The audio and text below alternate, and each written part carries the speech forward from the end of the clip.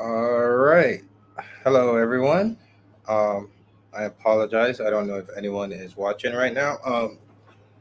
You're gonna have to forgive me.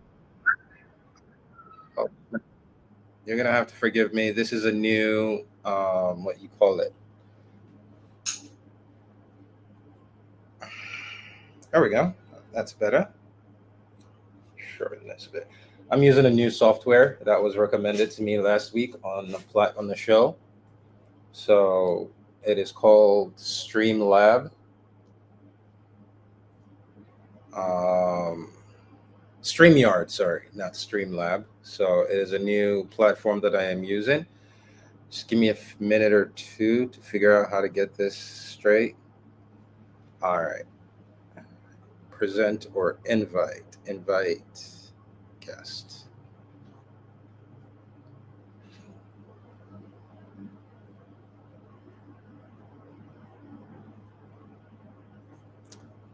Uh,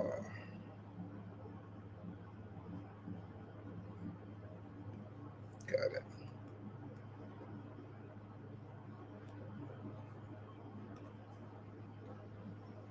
All right. There's the link to join. This is completely different platform. It is closer to what I was looking for, at least closest to what I was looking for. Can accommodate up to 8 people at the same time. Um, yeah. So today I am hoping. Let's see.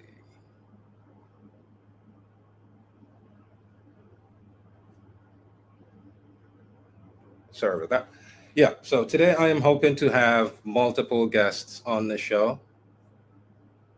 I see Sade is on here, if I'm not mistaken. Yeah, that's me. Hello, Sade. Okay, that is nice. Welcome. Glad to have you on the show today. Yeah, And I'm happy to be a guest. yeah, so I was looking to start something, which is what I'm doing right now, which is a call-in live show, live stream for to just have open conversations with Black men. And today will be the fifth episode, but the first four episodes, I was severely disappointed in the responses or the number of Black men unwilling to come on the show compared to the number of people I saw that were watching the live stream. The people who did come on the show, not too many. I mean, the first day I was, the first stream I had was very, very good because it was a gentleman who was willing to acknowledge, where we went wrong and this and that, and where he went wrong and any issues. He was open-minded. Everyone else has been coming on with a strong, straight mind. No one's willing to answer the question. So I decided if that's the case, let's have Black women on because maybe if Black women come on and they give their own opinions, it will inspire other Black men to come on and want to defend what they heard. So that's why we're doing what we're doing today. And thank you for coming on. And the topic for today is, which has was the topic for last week, which is I'm just asking for opinions, is what would it take for Black men to say enough? I have had enough. And my logic is it starts with the moment we encountered Europeans. They came. Let's forget all the whole story. Bottom line, in Africa, we were colonized. In Caribbeans, they were enslaved. In America, we were enslaved. We've lived through redlining. We've lived through our societies and communities being destroyed. We've lived through so many things. Fast forward 2025. It's July now, the second day of July. In the first half of this month, 40 Black men so far confirmed have been found hanging, lynched. So, and at still, this is just everything that we've dealt with at the hands of these men. And these are another group of men. So, my question is, what is it going to take for Black men to collectively say, you know what, enough? What do you think? In your Um, opinion, what would it take? What is it going to take? so, I mean, obviously, we know there's a clear distinction between Black men in the West and then Black men back at home, in like in African and Caribbean countries. And what I've really been noticing is that it really starts with the destruction of the Black family. And I will say that the destruction of the Black family, it's not a one it didn't just happen immediately. It was a continuous process. And I've seen this with like in the United States specifically with the implementation of like things like welfare. Like it used to be like to the point where if you needed like aid, they would go into your house. And my mother told me this. My mother's a black woman. They would like go into your house to see if there was a man available. And slowly stuff like this they were doing to, get rid of the black father in homes. And then even like during enslavement, obviously there were so many families that were separated. So over time the United States government has done so much to just destroy the black family. And what I'm seeing now is that at least with like high earning black men, I'm seeing that those black men, they don't like black women because they're so used to this caricature or like this image that being with a black woman doesn't represent success. So I I mean, need to it be. goes both ways. How many wealthy black women, independently wealthy black women, do you know who are married to black men? Oh yeah, I agree with that. And I've been seeing. I do see some sisters that go to other races because they say that, oh well, black men don't want us. But then I also see a lot of sisters that say stuff like, oh, like if I look for a black man as a high earning black woman, and what a lot of us are seeing now is that black women are doing so much better than black men in But in the whole that's career field. wait, sorry, that's continuously been disproven. At no point ever in American history, go look at documents, go look at Department of Labor. At no point ever in American history have black women ever out earned black men. You still don't. You still do not out earn us. You still don't come close. So that's propaganda and narrative that black women have been saying to justify looking down on us. These are things you can go look up yourself. Never in American history ever. The only thing that black women outpace black men in is the same thing that every group of women in this world outpace their men in. It's education. But black women are the only people who make it a point to rub it in our faces. Oh, we're much more educated, but it's like, yeah, that applies to across the board. Every group of women are more educated than their men. Asian women, white women, Indian women, Arab women, but our women are the only ones that are rubbing it in our faces. But financially, black women have never outpaced black men. So that's wrong. That's been disproven multiple times, and you can look it up yourself. Sorry, I just wanted to correct that. Okay, no, I'm not. I'm not trying to like castigate you here. You're a very intelligent man. But yes, I was specifically talking about in the education sector. And what you said is true that women usually do outperform men. And me myself being a black college student, I'm seeing educated black. I'm talking about educated black women here who go on to pursue careers in higher education or just anything related to a And that's the degree. thing. They're Y'all complaining seem to about. pick a lot of degrees that don't make you any kind of money, any type of money. It's always the same type of degrees. Psychology, teaching. You don't make like Asian women are the most educated, not black women, and a lot of them they go into STEM. They're not just the most educated; they make the most money too, because they go for degrees that make them a lot of money. But we kind of have been going off, except the point here I'm trying to make, which is the question I'm asking is, regardless of what was done to the family, what we're asking now is, in your opinion, what would it take for black men collectively? Because like right now in Philadelphia, there's a strike going on. The union, there's a strike. The trash is not being picked up day two. They're all complaining. And I see this as an opportunity. If black men in Philadelphia thought like Jewish men, collectively, 4 or 5 black men can get together. What the whole union of Philadelphia, union you want to call it in Philadelphia, I don't think it's majority black men when it comes to trash pickers. I don't believe so. Every video I'm seeing or whatever I'm seeing is Hispanic men. Black men can get together, get rent, come to New York, wherever, Philly, any not Philly, New York, Connecticut, whatever, rent trash trucks, hire 400 black men, go in there, take care of that shit, sign a contract with the new mayor, and take political power. This is something we can do, but we're not doing it. So the question I'm trying to ask is, what is it going to take? What do you think it will take? Is it going to have to be genocide? Do black women have to collective? Do black men have to go a whole year where no single monoracial black baby is born? Is like, are y'all gonna have to Just collectively give up the womb? Like, what is that's what I'm asking. Like, what is it going to take for black men to rise up and say enough is enough, regardless of And what was done to us? What do you think it will take for us to wake up collectively? and I mean, yeah, 100%. I agree with yeah what you're saying here, but I mean, I really wanted to get to the point, but you just kept interrupting me.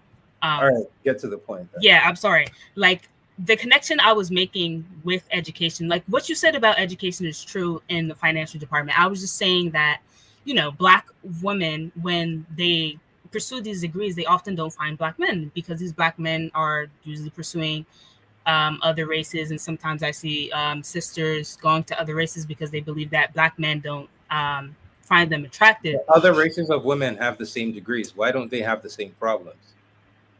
Every group of women outpace their men in education. Why is only black women having those problems? Because black men see, oh, like I would be, they see like, oh, white woman as like a figure of success. And I'm seeing a lot of So this in what does social pasta media. lobster mean? Is that not a symbol of success? Is that not popularized and normalized? I'm not trying to make this a dating thing, but it's like you're trying to make this about some. This is not the conversation I'm trying to have. No, I'm saying that I'm connecting all of these things, the even like dating, all of these Yeah, things that make up the black dating, black family, men can they're rise up and completely, collect. Black men yeah, can but rise up and take, they're also interrupting the process black that men black can women are rise up doing. and take political power without talking about dating. This has nothing to do with relationships. Black women, when I ask a question, what would it take for black women to say, you know what, enough, we're gonna rise and do whatever we need to do? I think y'all, to the best of your ability within the system that the white man is allowing, y'all are doing it, and Uh-huh. everyone can say talk about it without bringing up dating or black men. So let's try to do the same for black men. Like, what would it take for black men to say enough? I have had enough of this system. I've had enough of the oppression. I've had enough of this. I've had, because an example I wanted to give, if you want to bring up dating, I'll bring an Uh-huh. example that I gave last week, which is what did it take for the Frenchmen to start the French Revolution? It took the Frenchmen realizing the number of French women that were fucking German men. That's Mm-hmm. what it took for Frenchmen to say, oh, hell no, enough. I've had enough. And they rose and they started the French Revolution. And after the French Revolution was over, they found a way to punish those women because for years after the revolution was over, any woman that had anything to do with a German man was not allowed to cover her hair and she was not allowed to have hair. They cut their hair and they walked around bald for years. That's how they were identified publicly. Anywhere they went, they knew you slept with the Germans. I'm not asking black men to find a way to punish black. I'm saying, what would it take? Our women have publicly come out and have, literally, there are videos of black women saying, "I wish black men, white men, would find us attractive." For me, that breaks my heart. That makes me Oh, jealous. oh yeah, 100% breaks my heart too. It breaks my heart, makes me jealous, and it is something worthy enough for maybe if I'm being honest, that's pretty much what led me down this road that I am is Uh-huh. the realization of how many black women are trying to go to white men. That for me was what made me go, you know what, fuck this shit. That's what led me on the path that I'm on right now, and that's what's making me realize, black men, we need to do something. We're losing our women. We need to fight back. So But yeah, whatever. that's my point here is that this black man like staring away from the white woman to sort of replace them with whiteness is kind of keeping them away from gaining political power, from keeping them away from saying enough. And Then also how? when you Then tear what? apart the If black that's your family. excuse, sorry, I gotta interject. If that's your excuse, then how do you explain the continent of Africa and the Caribbean, where the white women are not, we don't exist? Black men there are doing the exact same thing with no white women. So I don't think that's a justifiable answer. Okay, fair. I would say that's definitely a fair criticism to my argument. Um, One, I was specifically talking about the United States, but also in Africa. Africa has so many issues with corruption and then, bribes from Western politicians, which I feel like, as a daughter of an immigrant, I feel like that's probably the primary issue in Africa. The exact same issues in Africa are the exact same issues here. They're just looked at differently. Africa, you have a small class of men, the politicians, right, who run everything, who are in cahoots with the white oppressor, who keep who make sure they stop the rest of the population from rising. Caribbean, it's about the same thing. You come to America, it's the bourgeois, or what do you call them, the entertainment and the athlete class. It's still the same top group of black men who they're not in politics. They just have the limited power in the black community. They're highlighted as the face of the black community. It's still the same playbook. It's still the same thing. Kyrie Irving spoke out about something about black community, and he was castrated to teach other black men a lesson. These men are all millionaires. None of them, if the NBA had shut down that day, not a single one of those men would sit down and worry about how he's going to feed his children for at least a decade. None of these men Mhm. are financially hurting. They could have gotten together, used power. But none of these men, before yesterday and today, the question I've always asked is, why are black men afraid of power? And if you want to answer that too, it goes into the same thing. Black men are afraid of power. So my question I've been trying to find out today is, what would it take those men, like what someone said, genocide, that they would have to kill 50% of us in Africa and outside of Africa, the Caribbeans and the United States, that they would have to kill 50% of us for the rest of us to rise. I said Mhm. that's that's interesting to find out. So what do you think? That's what I'm trying to find out. What do you think, regardless of what's going on and how it's connected? Just go to the end of the line and tell me the answer, Mhm. or your opinion. What do you think it's going to take for black men to collectively rise up and say, enough? I think so. We've already covered how distracted black men are here, and the way to get rid of that distraction is to bring the black family together. And so many black people don't even know what's going on in Africa. Like, you could tell them, like, hey, do you know about neo-colonialism or what African politicians are doing to Africans? And they're like, what? I don't even know about that. So I feel like that's the first baby step. But I feel like what would really get black men to say enough is when they realize how much those those corrupted politicians and those bribes that they're taking, African politicians are taking from Western nations, how much that they're affecting black women, how much they're affecting their wealth, and You how don't think, much they're sorry, just. you don't think we know that now? You don't think we realize all of that now? How much it's affecting our women? How much it's affecting our livelihood? How much our societies are not built? How much we, like, you see Africans, Nigerians mainly, using the craziest methods to try to get overseas to better infrastructure. You think we don't know all of these things? I think we do know all of these things. I think Nigerians know. I don't think African Americans know, because I mean, I can't speak But for. African Americans here, Uh-huh. they know the everything they're going through. They know the life they're living through. They know, they understand, and they know. uh, like I said, this year alone, if African American men don't know it's 40, at least all African American men have heard of one man that has been lynched this year, a black man. What is it going to take these men to say, fuck this shit, let's rise up? You got to target those politicians that are defending those institutions that are anti-black, Okay, or that. maybe you don't understand the question I'm asking. I'll give me a second. I'm going to ask a question. Ray, welcome. Hi, thank you. Hi. Do you understand the question? Is what is it going? What do you, in your opinion, Yeah. what would it take for black men collectively to rise and say, you know what, enough?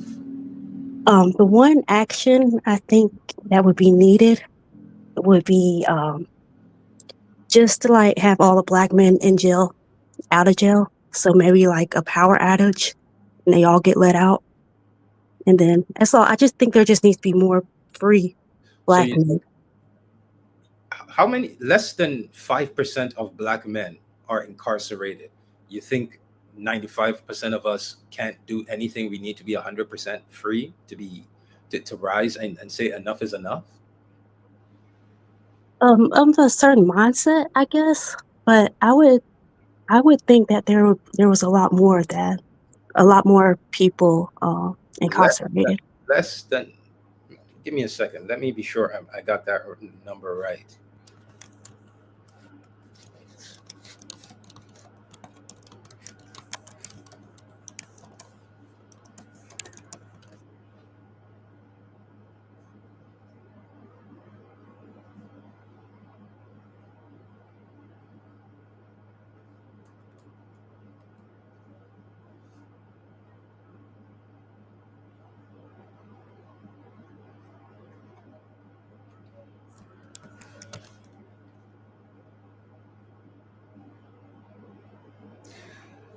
Okay, the only thing it shows is how many have been imprisoned in their lifetime. It says 1 in 5 black men in their lifetime would have been Mhm.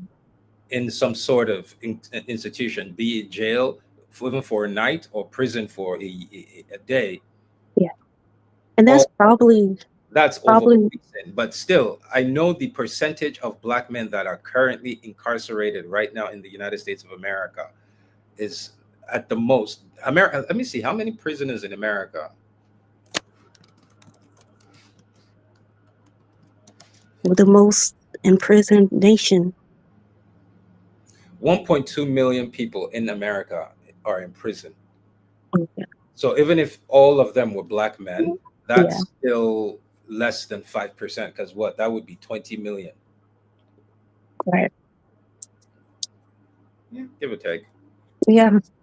I don't know what like I don't So know the what number is, I don't know what like bad event would happen because like you're saying there's been everything has already happened. Like we've already gone through Black Lives Matter, seeing black men die almost monthly on the television.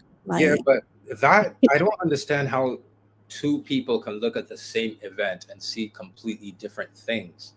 Black Lives Matter, majority of black men don't look at it the way black women look at it. We don't, we look at it as a joke. Because Black Lives Matter, when it originally started, it was started by 4 black men and 1 Indian man. And every last one of them, all 5 of them died mysteriously. Somehow they died mysteriously. And after they died mysteriously, Black Lives Matter got rebranded with the now current lady that runs it. Black Lives Matter was run by black men, and they were not doing all this active. And then when it got rebranded and it was given to black lesbians, you can look this up. Ask any black man; they'll tell you they on the website. If you had gone to their website at the height of Black Lives Matter, black men made an issue about it. They changed it. They apologized. You can Google this. The number one agenda on the Black Lives Matter website, it says to dismantle the black nuclear family because the black family is anti-LGBTQ. Black men came out against that. Black women came out against black men, saying we were anti-LGBTQ, and all black men were trying to say is, listen, let's sort out who's black and be strong as a unit first. When we're done being a unit, singular, powerful unit, then we can start within that unit. We can start talking about LGBTQ issues. We can start talking about women's issues. We can start talking about everybody else has issues. We know that. The problem is everyone has been saying, no, we black women, we need to be at the forefront. We need to handle our issues. The gay men are saying, no, we need LGBT. And we're saying, without anyone saying anything, when they just look at us, all they see is black that they enslaved. Let's unite behind that. So Black Lives Matter, majority black men don't take it seriously. I don't take it seriously. I see Black Lives Matter, like it says, their number one agenda was to destroy the black nuclear family. It said it on their website. So till today, I still see Black Lives Matter as that entity yeah. meant I for the don't community. I agree with you. I can't blame you for that view. Um, I agree. I'm saying more of the events that they used to um to promote whatever, their I agenda. To be fair, Sade gave an answer. The Black Family Unit. I think that's what it's going to take for Black men to rise. It's going to be it's either it cannot be a very radical process because black men collectively we don't have that mindset. It's a long process that's going to take at least one generation, and to do that we need that's why I feel like the white man has collectively won in this thing, and it's going to be almost impossible to get this happen because to do that we need black women collectively to turn around and say we need black men, we want black men, we're going to build with black men. We need to bring the black family together, and then we need men raised by men with a certain type of mentality, because if it was just prison mentality like you said, the hood niggas would have taken over. They would have been the most powerful political class in America. But they come out and what do? They just terrorize everybody in the hood. They've become literally terrorists. They've established a whole system of oppression in the black community. So if it was a prison mindset, the the Bloods and all these gangs and shit, they would have been the most powerful political entity here in New York. The mob wars still happens, but the black people, us, the Bloods here in the Bronx, they're mostly the ones that the mobs use to shoot each other. They don't shoot each other anymore. They subcontract it out to black people. So I don't know if you've seen this. I've made multiple videos saying, listen, black men, don't stop the violence, don't stop the killing. Instead of killing for the Italians, killing for the Albanians, killing for the Jews, how about you start killing for us? How about we start taking over all those things that you're doing the killing for? Let our businessmen and our hood class men find a way to get together and take over this shit. But so One thing, yes, I agree with that. One thing that I was thinking was about that it is usually the men who have families that are most willing to fight, but it's also them who are risking the most to fight, make the biggest sacrifice because they gotta provide for their families. So I Jay, guess you could tell, I can't remember his name, but the brother from, Rodney, Ronnie, I guess I forgot his last name, but Rodney from Rod- California, Rodney King. who, yeah, who killed the officer for his son. Oh no, that's a different. That's not Rodney King. Not, Rod, not the Rodney King, Rodney but it's Hinton, Rodney something. Rodney Hinton Jr.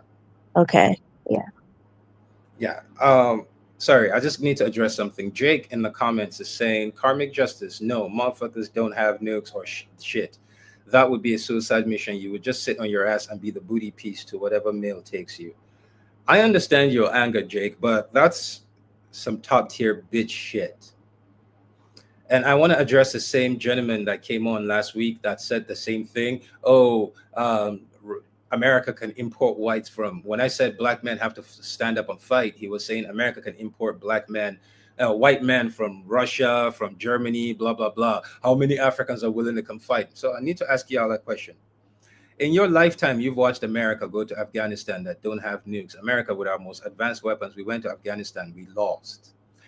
You've heard stories of Americans going to what's it called, Vietnam, where they didn't have guns, they had bows and arrows and traps and jungle, and we lost. But somehow, when it comes to us black people, they just gonna nuke us. Y'all are a bunch of fucking bitches, Jake. God, black men, y'all are disappointing. Y'all are disappointing. Please, Jake, correct your mindset. You're a big, big bitch. So that's basically it. Black men are afraid of power. So there's nothing, the answer, I guess, there's no answer to look forward to, is that there is absolutely nothing that can or will be done to black men for black men to say, I've had enough. Black men are scared. We're all collective bitches. Unfortunately, I just happen to fall into that group. There's nothing I can do to separate myself, but we are fucking cowards. And there isn't a black man willing to come on to tell me or at least give me an opinion, which was one of the things I've been stressing out is, you know, brothers don't want to come talk. They want to watch. And the few that come don't even give any legible arguments. Black men are afraid of power. It's not bitch shit motherfuckers need weapons. Every day on this app, we're watching, or on this YouTube, we're watching video of Chicago niggas with switches, YNs killing each other. Where do those weapons suddenly disappear to when it comes to white men? I have a quick question, if you don't mind. Ask away. Okay, so you said that the black men gave like really loose and weak arguments, right? Yes. Okay, what do you think of the arguments here tonight? I'm always down for like constructive criticism or just what you think as well, because I personally think that you still haven't given me an answer. You've just okay. talked about everything around. You still haven't said this is what's going to take. You've just been telling me the things that black men have gone through. Talking about relationship talk. You still haven't given me an answer. But I mean, going back to what you said about what was it about, like the black businessmen and then the black gangsters coming together and out contracting the people that contracted them or something like that. I'm sorry. I 100% I agree with what you're saying, and I do think that the solution to this issue is just what would it take for black men to say enough is rebuilding the black family. I agree with what you said, with black women saying, okay, we want black men, but not, hood But the niggas. truth about it is, our women, no matter how much most black women are, you talk to them, are so prejudiced. You right now, the conversations that you had on here, regardless of how much you think you like black men, you are still prejudiced. You've eaten the propaganda. You've said a lot of untruths about black men. And so, how many more do you have? How many more negative things do you have about black men in you that you know or think or believe or agree with, that are negative stereotypes that were fed to you by the men who I'm actively trying to see? Everything, most of the things you know or believe about the black man came from these men or amplified by them, because they're trying to make sure you and I don't unite so that I can challenge them. It's in their best interest to keep us fighting. It's in their best interest to keep videos of black, of you get what I'm trying to say. It's in their best interest for us to be disunited. So while you still think of, that's another issue that black men like. A lot of this conversation is really hard because having it without I'm trying to what we I'm trying to have it without acknowledging the black woman's role, or acknowledging what the black woman's role in where we're at, or the black woman's role in where we need to be.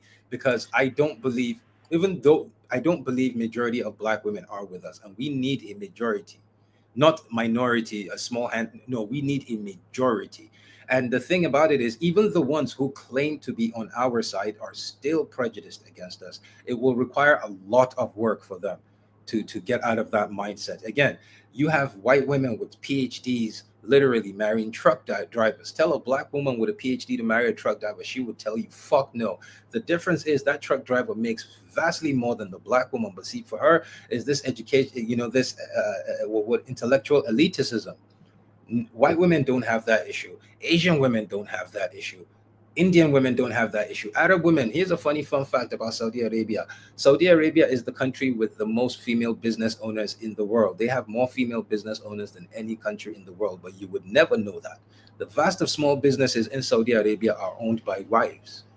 The husbands run the businesses for them. The women have money. They just start the business, give the husband the keys. In the event of a divorce, that man is losing a fuck ton of shit from his wife. She's taking all her shit. Islamic divorce and the right of a woman is completely different in it, because in Islam, a man is not allowed to ask his wife for money to feed the house. She could have $1 million. She's dancing with it, spraying it on herself. You look at your pocket, you realize you're $20 short. Islamically, you're not allowed to ask her. She's dancing, spraying a million. As a man in Islam, you're not allowed to ask her. So a lot of women find, okay, if they give the man the company to run, he's handling the run, everything comes through him. He's not asking. And it's sort of a loophole. So my point here is, every other group of women who have it have absolutely no problem with their men except our women. And for a lot of our women, it is an illusion, because facts do not back up that theory of we out earn our black man, we do, but it has never been like that in the history of mankind. So why is it just you? I don't want an answer right now. I'm just trying to explain why I'm not trying to factor the black woman in a lot of these conversations, because at the end of the day, one of the obstacles we have to overcome as black men is trying to find a way to get our women back. And that is a conversation I don't think any other race of men can have. One of the obstacles we're going to have to overcome is trying to get black woman back. The black woman, on average, even the one who claims to, like, how many times, if you've ever been on my TikTok live, I guess I'm posting this on TikTok so people see it. Back when I used to have crazy TikTok lives, I used to have multiple people come on. I've had black women come say so many negative things about black men. When pressed, you hear, oh, I'm married. My father's a great man. My brother's a great man. So I'm like, if you've never had any bad experiences with black men and all the black men in your family are great, why have you been saying all of these things in the chat this whole time? So even the ones who have great experiences, like Kevin Samuels had a video of a black woman coming on to talk about how she hated her father. And he decided, let's find out the root of why you hate your father. Her father is a wealthy man, high value man. Her mom doesn't need to work, but her mom got a job as a nurse because she got bored of sitting at home after all of them were grown. She's in college. Her car is paid for by her father. Her tuition is paid for by her father. Off campus, she still gets allowance. Her dad pays everything. Kevin kept trying to figure out what exactly, okay, where did this man go wrong? Like, what is he? Is he emotionally manipulative? No. He kept trying to figure out, what did this man do? The answer, do you know it? It's on YouTube right here. You can go find it. Do you know what the answer was to that video? Apparently, conversations that she was having with her mom was talking about her maternal grandfather. Her mom was talking about her own father. So this girl created an image of her maternal grandfather in her head that her biological father suddenly did not live up to. And she decided, boom, this man is a bad man. I do not like him. And she came on the show to talk about how much she doesn't like him. And eventually, Kevin pressed and pressed and pressed and got all this information out of her. And then it was like, do you, now that we've identified all of these, why do you dislike your father? Do you think the sisterhood has anything to do with it? She eventually acknowledged, yes, she hates her father because of so many black women's reaction to black men. And she ate sisterhood, got her in. She got a great father that takes care of her, pays for everything, pays for her mom. Her mom's got a job making six figures, doesn't contribute a dime to the house. And she still hated this man because every day she walks out, she hangs out with other black women. She sees the level of hatred that is directed at black men. So she brought the same shit back home to her father. So yes, that's why I don't bring up black women in a lot of conversations that we have, because at the end of the day, black women are one of our biggest obstacles in challenge. And this is a conversation I don't want to acknowledge. Is one of the first obstacles we have to overcome when we want to challenge the white man is the black woman. That is the same reason. There's a reason black women today do not like, will tell you, there are multiple videos of it on YouTube. They'll tell you, I don't want a 9 to 5 nigga. Oh, I don't want a 9 to 5 nigga. I like spontaneity. I like this. Why is it that the men who are most in the position to rise and challenge, you're trying to dumb those men?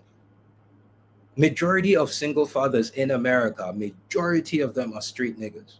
Vast majority, over 80% is single fathers, and less than the small group of men are responsible for all the kids. So yes, black man, at some point, that's why I don't do relationship conversations, because we need to figure out how to fix our community without the black woman.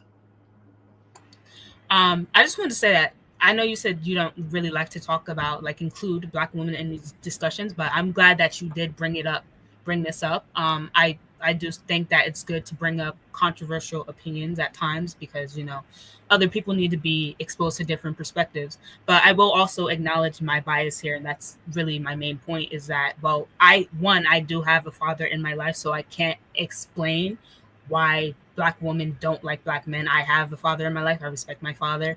But I do hope that you do find an answer to that. But unfortunately, I will acknowledge my bias, and I can't answer that. But I mean, as a black woman, a black man is always my first choice. Sisterhood. Y'all have a thing for inheriting another black woman's trauma. You'll be perfectly fine with great black men in your life. You'll meet one black woman who'll tell you her story of all the shitty things she's done, black men have done to her, which 9 times out of 10 are, I don't know if you're on TikTok, there's this guy, a random man from Atlanta. He has this baby mama that went very viral recently. Now she's pregnant again. Morgan, her name is. This mixed, I don't know if she's mixed or Latina. Her name is Morgan. And the random man from Atlanta, he came on. She made a whole series about him. She got pregnant, how he abandoned her, blah, blah, blah. She was taking care of him. She was a young 24-year-old. She made a whole series about him. It went viral. He came on, gave his own side of the story. And then 6 of his baby mamas came on and gave their side of the story. I'm telling you right now, facing the camera, telling you, I was jealous when I watched that shit.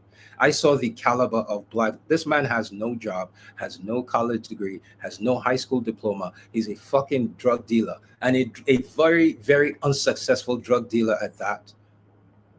Most drug dealers make money and they take care. He's a very unsuccessful drug dealer, and somehow this man was able to bag 5 of some of the most beautiful black women I have ever seen in my life. Incredibly gorgeous, educated. Every last one of them got a college degree. He bagged them. 2 Latinas, 5 black girls. He has fucked up 6 other families. Well, I don't know how it's going to happen to Morgan, but he's with her now. She's pregnant again. So 6 families, that man decided, I'm just going to fuck this thing up. That's why black American men make up the highest number of stepfathers in the world, of any group of men. So for a vast majority of black men in America, the reality is we were born to take care of a lot of hood niggas' children.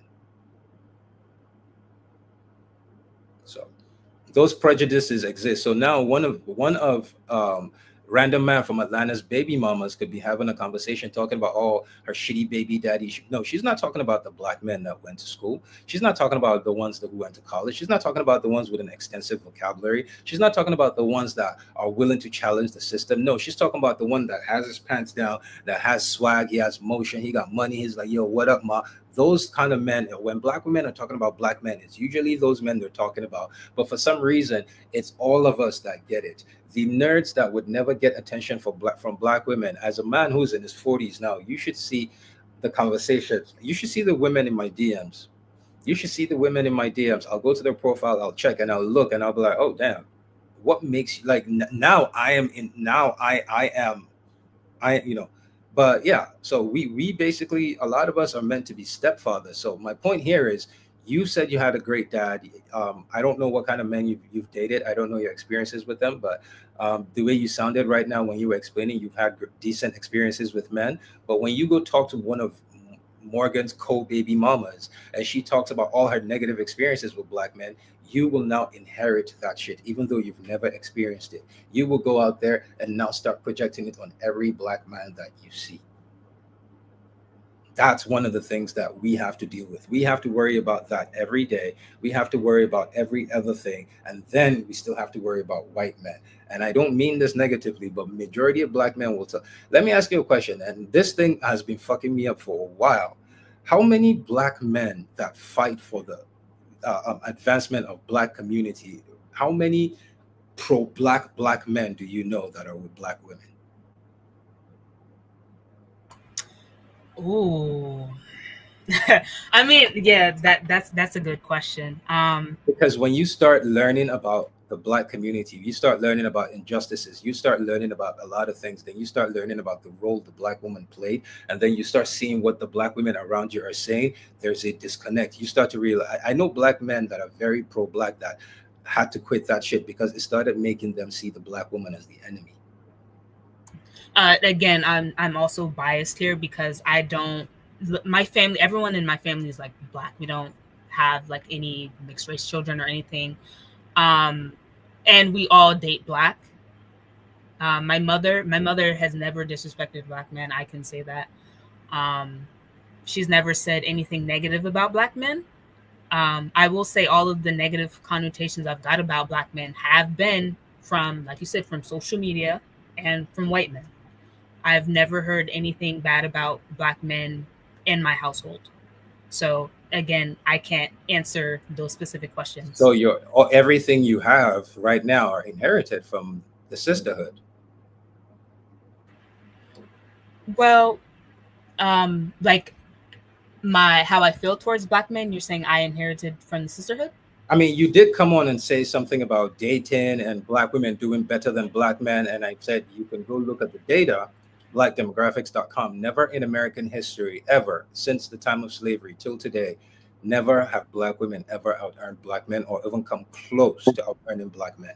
So that is definitely a lie and a narrative that's constantly spread among black women to help themselves look at black men negatively, to say, oh, look at them, we're doing better than them, we're making more money than them. And the only thing that you do that's more than black men is education. And that one, every group of women on this planet outpace their men in education. But y'all are the only ones that are vocal with it on the internet, trying to rub it in our faces. Arab women would never do that to Arab men. They outpace them in education. Chinese women would never do that to Chinese men. They outpace them in education. Every group of women on this planet outpace their men in education. There's only one group that's on the internet laughing, ha ha ha, we outpace y'all, we outpace y'all. Why is that so?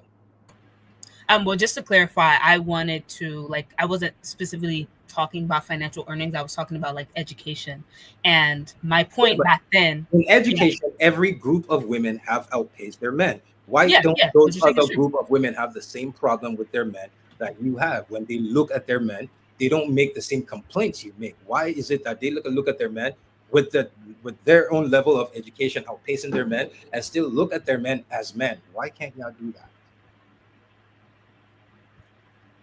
I think I would say, well, I don't have a lot of dating experience, but I would say that the issue with Black women is that um,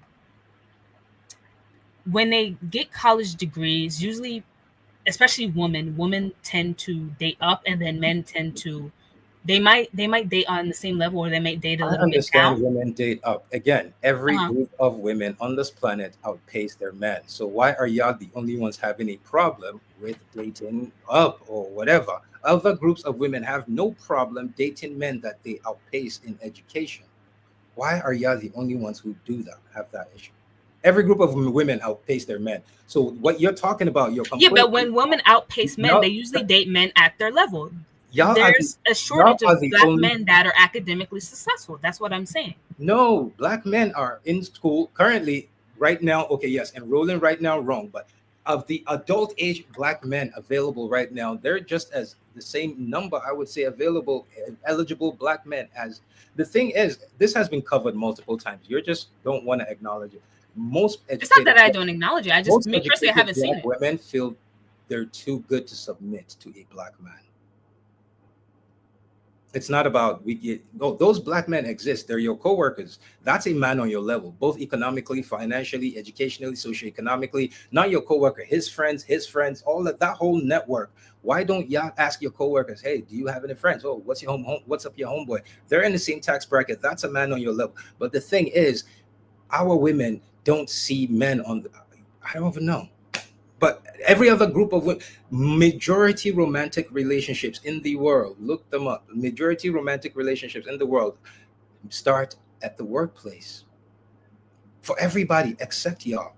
Black men are still out here marrying other races of women at work. Y'all go to work, you see black men at work, and I don't know what it is. We've seen videos of black women saying, "Oh, they trust white men at work the most." Multiple videos have gone viral. So it's like, why do y'all are y'all the only ones that seem to have these issues? Well, I mean, again, I can't answer that specific question because from my experience, what I've been seeing is that there is a shortage of Black men in these higher institutions. Even my cousin is a Black woman. She had to go back to the motherland to find a Black man that was on her level. And my cousin's an engineer. She had to find a high achieving Black man back at home. She could not find one here. You telling me there are no black engineers, single black? That's the thing is, you don't want to acknowledge how you see the black man, how you are trained by the American system.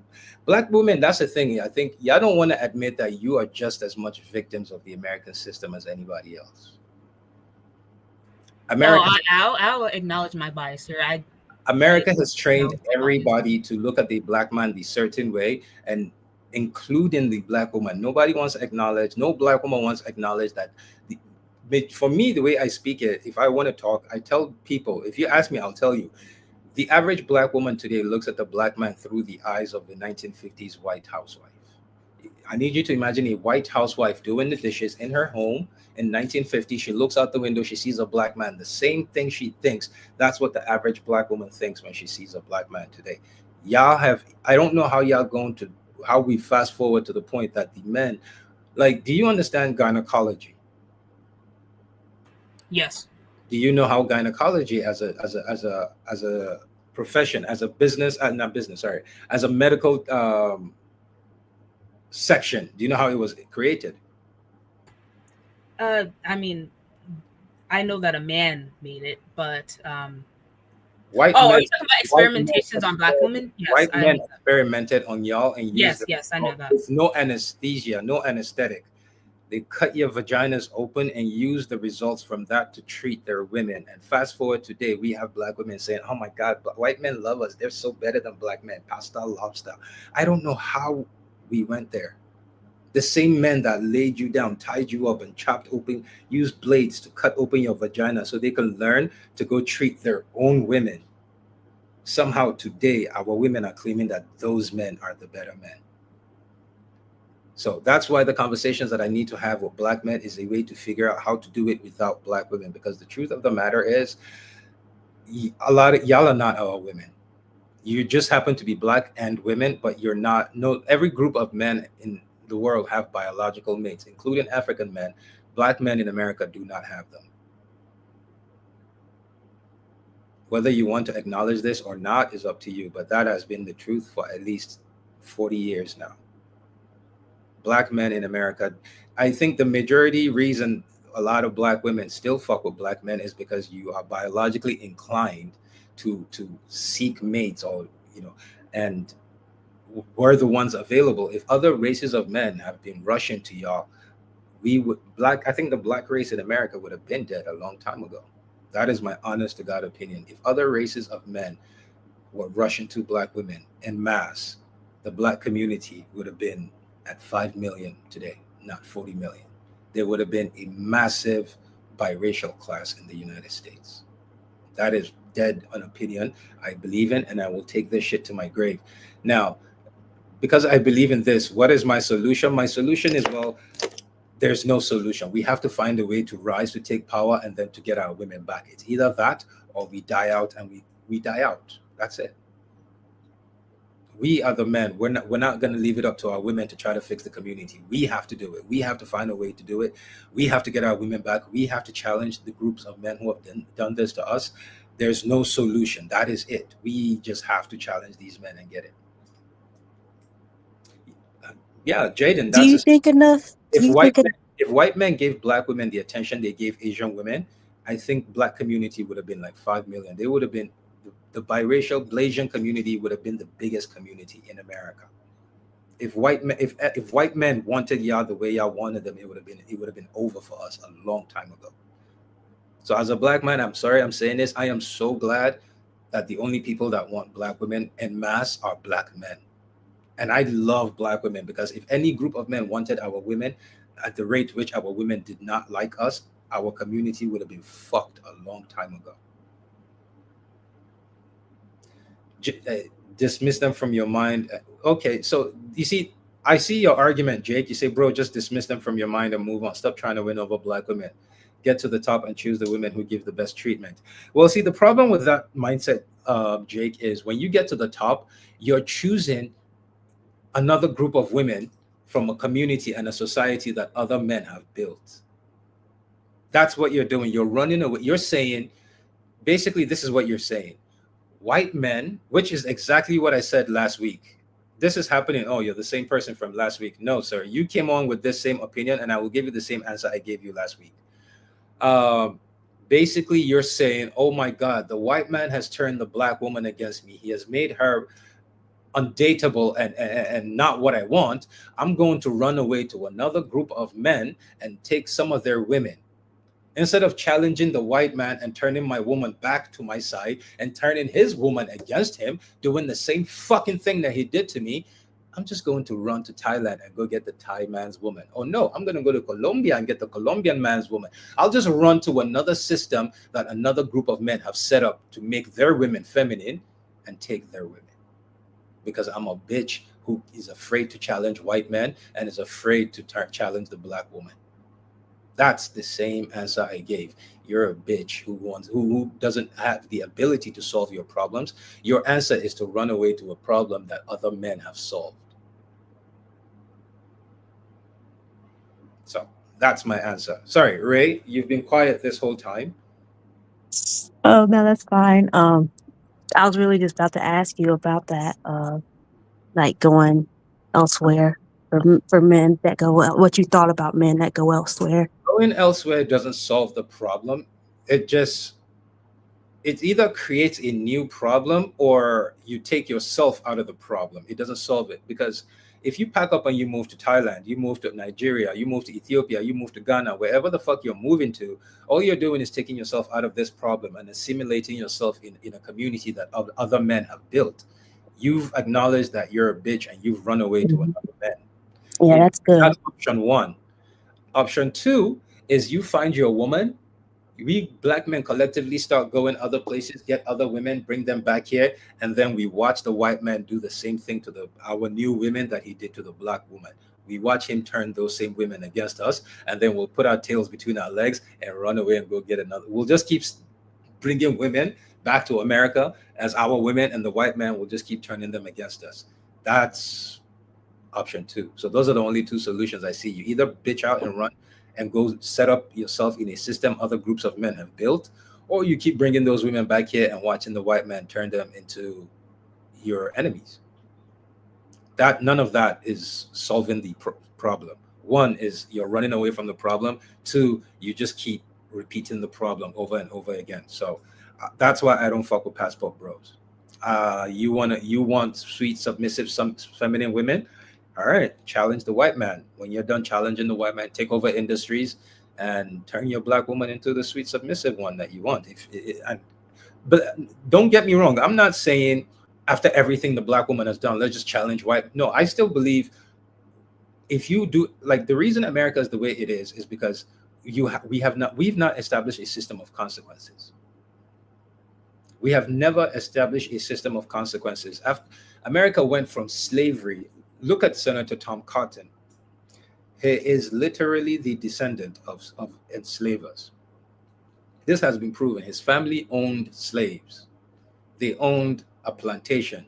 They had slaves. They were a wealthy family that owned slaves. Fast forward today, he's a senator and he is MAGA and he's making laws to fuck up black people and further send them back to slavery.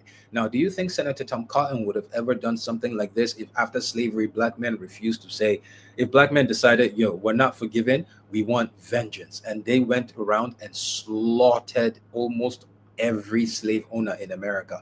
All the Confederate soldiers, they snatched everything, they fucked them up.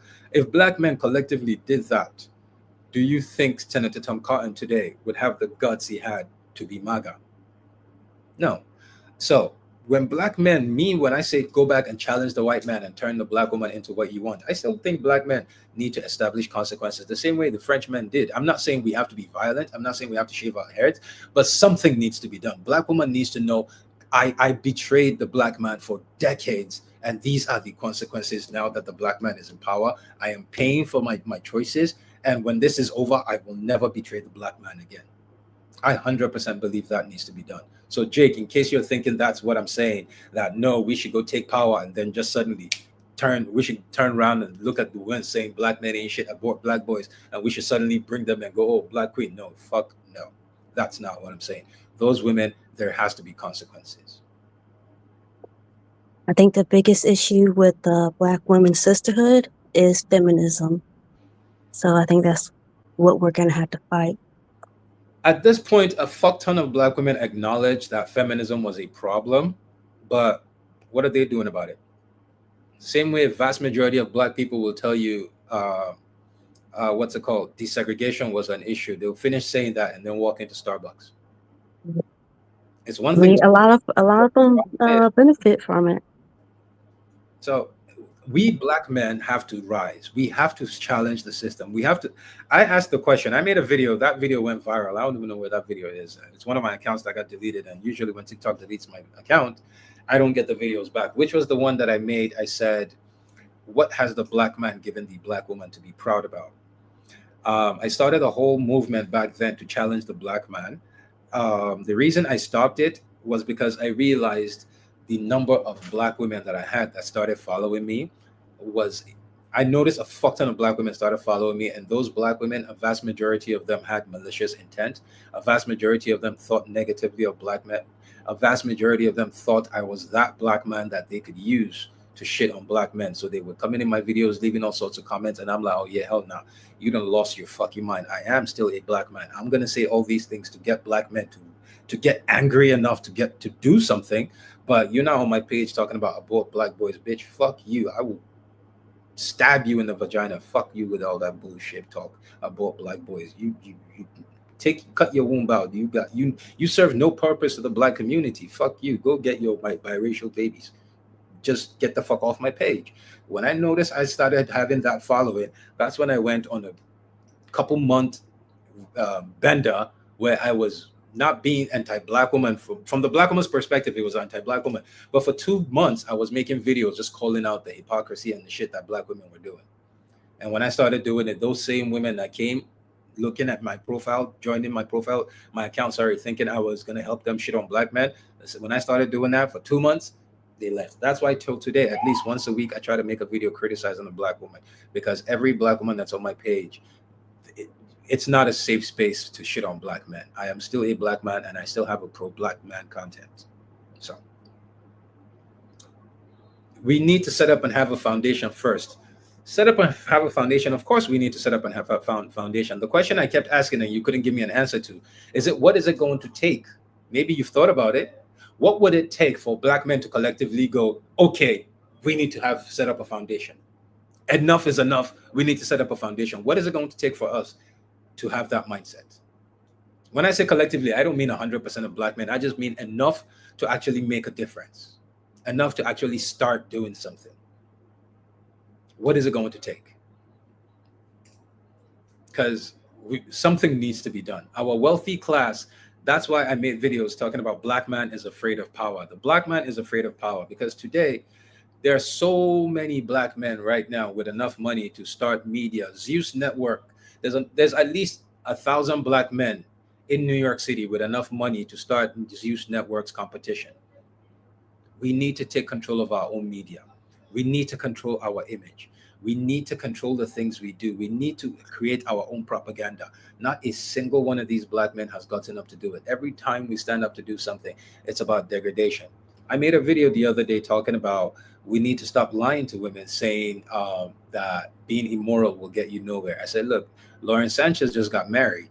People were in there arguing. And I asked the question, name one person, black person, that we have made famous on the internet for having morals, for having a good set of values. I could tell you Ekane, Morgan, a random man from Atlanta. I can name at least 10 black people right now who we have made famous, who make a fuck ton of money. Christian Rock, Blueface, who we uplift and we've made them famous because they are incredibly dysfunctional and they're fucked up and they have zero morals. Name someone that the black community has uplifted and made famous because they have a set of morals and they're godly and they do everything right. Name one.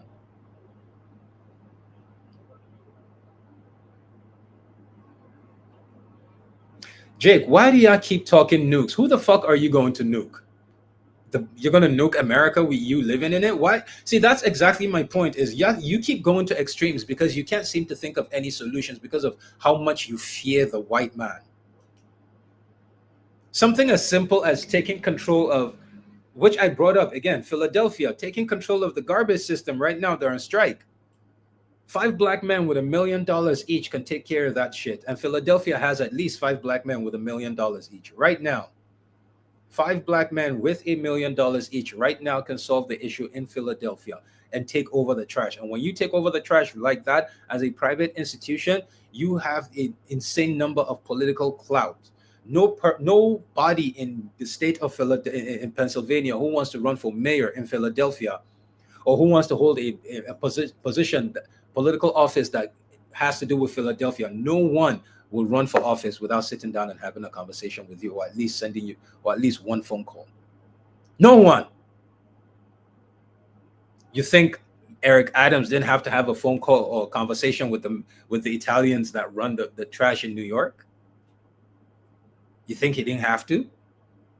You think those Italians didn't tell him what they want done in exchange for not fucking up his city? But black men are afraid. Every black man, all we're talking about is how to win within the system, how to rise up in the white man system and sit next to white men. Nobody wants to say, let's get the fuck out the system, build our own house, build our table so that we can compete with them. No, black men don't want to do that. Karmic Justice, you again are one of the people, all your comments here have shown you are exactly the type of black woman that I have been talking about, the enemy of black men. That is exactly what you are. When you're done with your hatred for black men, at the end of the day, I do know, no matter how much you want to spill it or you want to deny it, you do not have the same level of dislike for the men that enslaved your people than you do for black men. When do we start establishing a parallel economy? I know you say we should corner the trash market, but there are many other industries that we could corner. I've been a trash man before. There's so many. We just need to sit down and talk about one. I talk about trash because it's the one that I've researched the most. It's the one that I noticed that many people do not want to touch. It's the one that I notice is has easiest access to build. Like in my neighborhood, there's a guy that has a spot from here. Told me 25,000 is all you need to start recycling business in America, and 25,000, majority of it is for paying rent for your location for the where you're gonna store your empty cans and shit. 20 majority of that is for paying rent, because in New York they'll probably have you paying for 6 months up front. That and having liquid cash on hand. But the license and the permit, once you've rented the location, you send a letter to upstate, they'll send you a free license and permit. It's free. All you need to have is a location. So that's why I focused on that. There are many. There's trucking, transportation, trucking. We can do that, but that requires significant investment from the collective black men, from wealthy black men. We need to get together and invest and buy a fuck ton of trucks, share it out, give it out to as many black men as possible. And it's simple. I believe in dirty business, monopoly. Make sure the black men's trucks are the cheapest. Start by taking all the jobs nobody wants to take. It's hard, yes. Let's start there. Once we corner that market, everybody knows, and then we start. Eventually, we kick everyone out. We raise our prices. There's so many industries, so many avenues we can corner, but again, I had my hip broken because somebody walked up to me on 51st Street and said, "Oh shit, I love your content. I love you, blah, blah, blah, blah." And he asked me to take a picture. When he took a picture with me, the people who were there saw him walk up to me, compliment me, and ask me for a picture. It was a bunch of hood niggas, and they thought this nigga's got to be rich. It turned into a fight. It was 7 of them. I defended myself. It ended with me with a broken hip, and I haven't left my house, or at least left my house to go anywhere that's not the hospital or the corner store in what? 32 days today. 1 month and 2 days. Yeah, 32 days. So that's the kind of mentality we have. Those same dudes, if they had seen a white man come out in a suit, because that day, believe me, I was dressed really nice. I wouldn't say I was wearing a suit, but I was definitely white people dressed. I had my red patent leather Alexander McQueen loafers. Those are like my nicest ever shoes. Matter of fact, I had these shoes on. I had these shoes on. I had a nice button-up, custom tailored shirt, pink shirt with my anagram that says my name on it. So I was dressed not nowhere near being a hood nigga. I was dressed literally. I was dressed the fuck up. Now, a white man who was dressed exactly like me, who just went through the exact same thing, dressed exactly like me, those hood niggas would have seen him and would have gone, "Oh shit, we're staying away from this nigga because we touch him, it's gonna be problems." But they saw a black man and they thought, "Oh shit, nigga, we could get him." So we have a lot of problems. And so that one thing I don't fall for is people saying, what's it called? "Oh, the reason we don't do this to white people is because we're not nice." Proof of that is how we treat each other. We're not nice. Proof of that is how we treat each other. We're just afraid collectively. Even black women are afraid. Everyone is afraid. Black men's fear is more prevalent because, again, it's men. This is a patriarchy. Men are dominating us. We're the only group of men that have continually been dominated. Continuously dominated. White men came, did it. Native American men did it. Hispanic men came and kicked us the fuck out of and we live in a matriarchy. We answer we're the only group of men in this world who answer to their women. The black community is a matriarchy. On Mother's Day or Father's Day or any kind of day where it's a celebration, go to the average black family and see. You'll see mom, grandma, they want to go dinner. You see groups of women coming out and maybe a young boy or two. We're the only group of men that have no say in our community. We have zero say. The only men that have a say in our community, Glocktavius, Pookie, Ray Ray, it's the hood niggas. You don't believe me? Go on a live stream. Go on a prison live stream and see. Go on a prison live stream. Go to TikTok right now. Open TikTok right now on your phone. If you're not on your phone, if you're watching this on your computer, open your phone right now. Go to TikTok, search prison live. Go in the comments and see. You will watch black women on that TikTok live. Literally, you will watch black women donate over $1,000 worth of gifts within half an hour. Prison niggas going, yeah, yeah, yeah, yeah. My ops, this black woman. Oh my God, when you coming home? What? Let me put money in your books. And then we've all seen the video.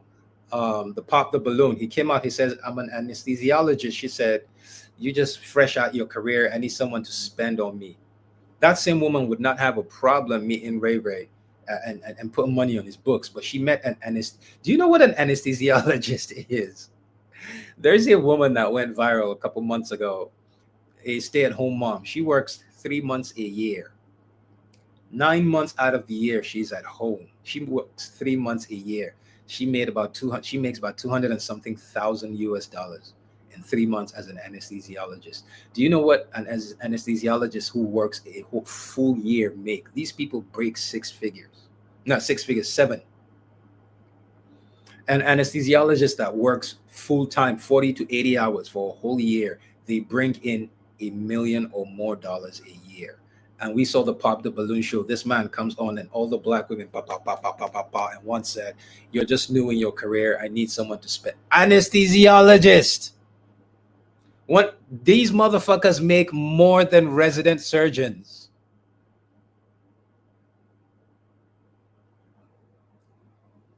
But Duke Dennis come through right now and she's losing her fucking mind. We all found out Duke Dennis got 8 baby mamas. He threw a party the next week. Look how many black women went in there talking about, "I'm okay being baby mama number 7.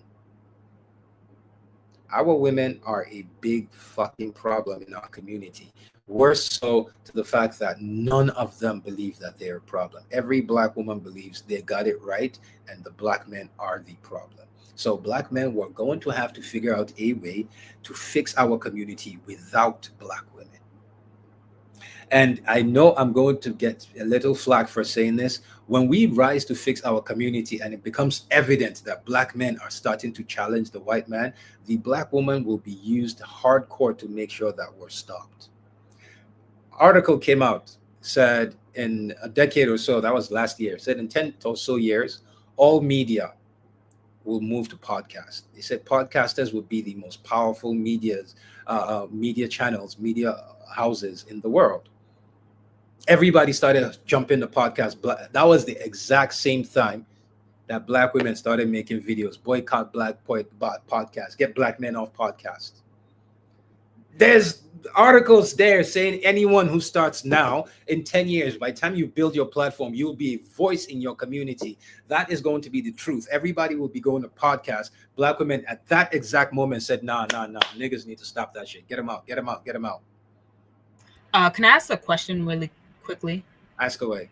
Okay, so when you said black women were attacking black men for making podcasts, was it specifically geared at Kevin Samuels, or was there other black men involved? Because I remember it was really about Kevin Samuels, but I could be. This is after Kevin Samuels. This is after Kevin Samuels' death. What I'm saying now happened after Kevin Samuels' death. Okay, and thank you. Kevin Samuels too was a very, very interesting moment, because I know the response to Kevin Samuels' death did more damage to the to the black man and black woman's, that it created more problems. I did more damage to gender wars than anything I can remember in my lifetime. Because a lot of people, this is how black men see it. You just said the black family, right? That was everything Kevin Samuels wanted. His entire platform was the black family. Black family. Yes, he was talking about high value men, because the reason he was talking about high value men is because every single time he brought a black woman on, they always, every single woman wanted the same type of man. He pays all the bills. He's this, he's that. And Kevin was saying, I don't know if how long do you follow me on Instagram or TikTok? I follow you on Instagram. I don't follow you on TikTok because TikTok is so convoluted, but yes. Okay, so you follow me on Instagram. If you had followed me on TikTok, like maybe last year or something, you would know this. So, um, those men that pay bills, my dad is one of those guys, right? I grew up super, super fucking wealthy. I don't talk to my parents anymore, but yes, I grew up super wealthy. Nepo baby, I am absolutely that. So everything Kevin Samuels is talking about these men, that's the literally the socioeconomic group that I grew up in. So when he's talking about what you need to do to get these men, I hear many things that he talks about, and the first thing that comes to my mind watching him was like, holy shit, that's like I never really thought about it till he starts talking about it. He's like, oh, you if you want that kind of man, you're going to have to compete for his time, and it'll hit me like, holy shit. At home growing up, like especially when I started because when I was like a teenager, my dad was almost never around. He was always going for this business meeting. He was always traveling, and whenever he was around, everybody was trying to get time with dad. Everybody, like my brother will go, my sister will go, I'll go. Like everyone, it was we were literally all competing for his time with his wife and everyone in his life. And these are things that he was speaking about, but the thing is, every time he asked, what kind of man do you want? They spoke about those kind of men. So he goes, okay, if you want these kind of men, this is what you're going to have to do. This is what you're going to have to do. You have here on Instagram, look at Monaco. Just check out Monaco one day. Go to Instagram search, look up Monaco. Look at the women that you find in Monaco. Monaco is the playground for the wealthy. Those are the women that all y'all go to sleep every day. Sorry, the men that y'all all go to sleep every day praying for. Look up Monaco and see the type of women that these men step out of their Jaguars and Bentleys and Ferraris and Bugattis with. You never see a thick girl. You never see flat stomach. Like the I, multiple times we've heard on the Kevin Samuels show, black women come on looking disheveled, and they say they're looking for a black man. He'll ask them, do you expect a black man to take you on as you are right now? They'll say yes. And he'll then ask, do you expect a white man to take you as you are? They'll go, oh, hell no, I need to work on myself. I need to lose weight. Do you know how many hearts that broke to hear our women say that our men, our biological mates, do not deserve the best version of us? The only men that deserve it are the men that enslaved us both. Do you know how much that hurts to hear? Yeah, I can imagine. Black men didn't stop. We kept going. And then he died. And when he died, y'all threw parties. There were Kevin Samuels death parties in New York City. There were Kevin Samuels death parties in Atlanta. There were Kevin Samuels death parties in Texas. Kevin Samuels death parties in LA. I will never forget. People were uploading parties of them, literally hosting parties that this man died. And his singular goal. Now, this is a conspiracy that I will take to my grave. Nothing you will say will convince me otherwise. Kevin Samuels 100% was murdered by the US government. He was killed by the FBI. The reason I say Kevin Samuels was killed by the FBI is simple. From COVID, from lockdown, when he went viral, till the day Kevin Samuels died, he changed the entire conversation that black people were having on the internet. The entire time Kevin Samuels was alive, you notice the entire internet, all black people were having one conversation. We were talking about marriage and generational wealth. The whole black community. You had black women coming out talking about, oh, I need, I really want to get married. Yes, generational wealth. You had black women who had never been to the gym talking about, yeah, I need to get my man. They were taking their wigs off. They were hitting the gym for 2 years or 3 years. The only conversation that the entire black population on the internet was having was marriage and generational wealth. He had to go. That man was in 2 to 3 years. He was undoing 50 years worth of work by the CIA and the FBI. That man had to die. That is something I will take to my grave. Kevin Samuels was killed by the US government. Many black men, even if they don't believe that conspiracy, every one of us at least can acknowledge he wanted to see black women win. And he died and black women partied. And it was like, so the idea of settling down and marrying black men and creating families with black men is so bad that the man who was advocating for this died and they partied. Do you know how many black men you pushed into the hands of white women after that shit? I would say I really started to observe Kevin Samuels towards, like, I would say the peak of his career was like a couple months before he died, so that was like when I really started to observe him. And I would say my main criticism of him, because I know when he just started, he was inviting black men onto his podcast, just like you are. Kevin Samuel spent 5 years tearing into black men. Go see his videos when he Oh was. yeah, 100%. But I would That say man like was towards the end absolutely of his brutal. career, he kind of stopped doing that as much, and he started inviting black women as much because it got him more views. And I would say that was my main issue with him, was that he towards the end of his career, he would really focus so much on black women. And Yes, really because what he's I like that you're his, doing is you focus on his whole show, he said it is about black people, black men and black women. So why do you want him to bring another race of women when his entire purpose is to put black men and black women together? Why do we I need never said I wanted him to bring another race of women. I'm just so, saying so he his was focus on focusing black less women? on black men than You do realize Kevin Samuels the main issue I believe is the main issue Kevin Samuels many black women had with Kevin Samuels was he gave black women an opportunity to say how they truly felt about black men. Black women, he exposed a lot of things about black women that a vast majority of people did not know. A vast majority of people lived their lives believing black men were these mega villains and black women were just holding on for dear life. And the Kevin Samuel show started, and it's changed so many minds. Like it got to the point that people were using, like now, fast forward today, everybody, majority of black men know that 53% of black men die without having children. We make up the highest number of any group of men in this world to die childless. So if more than half of us are dying without kids, how are we deadbeat dads? So, right. people started questioning shit like that. And then people started to find out 30% of black men have their first child as a husband. So 53 die without ever having a child. 30% have their first child as a husband. That is 83%.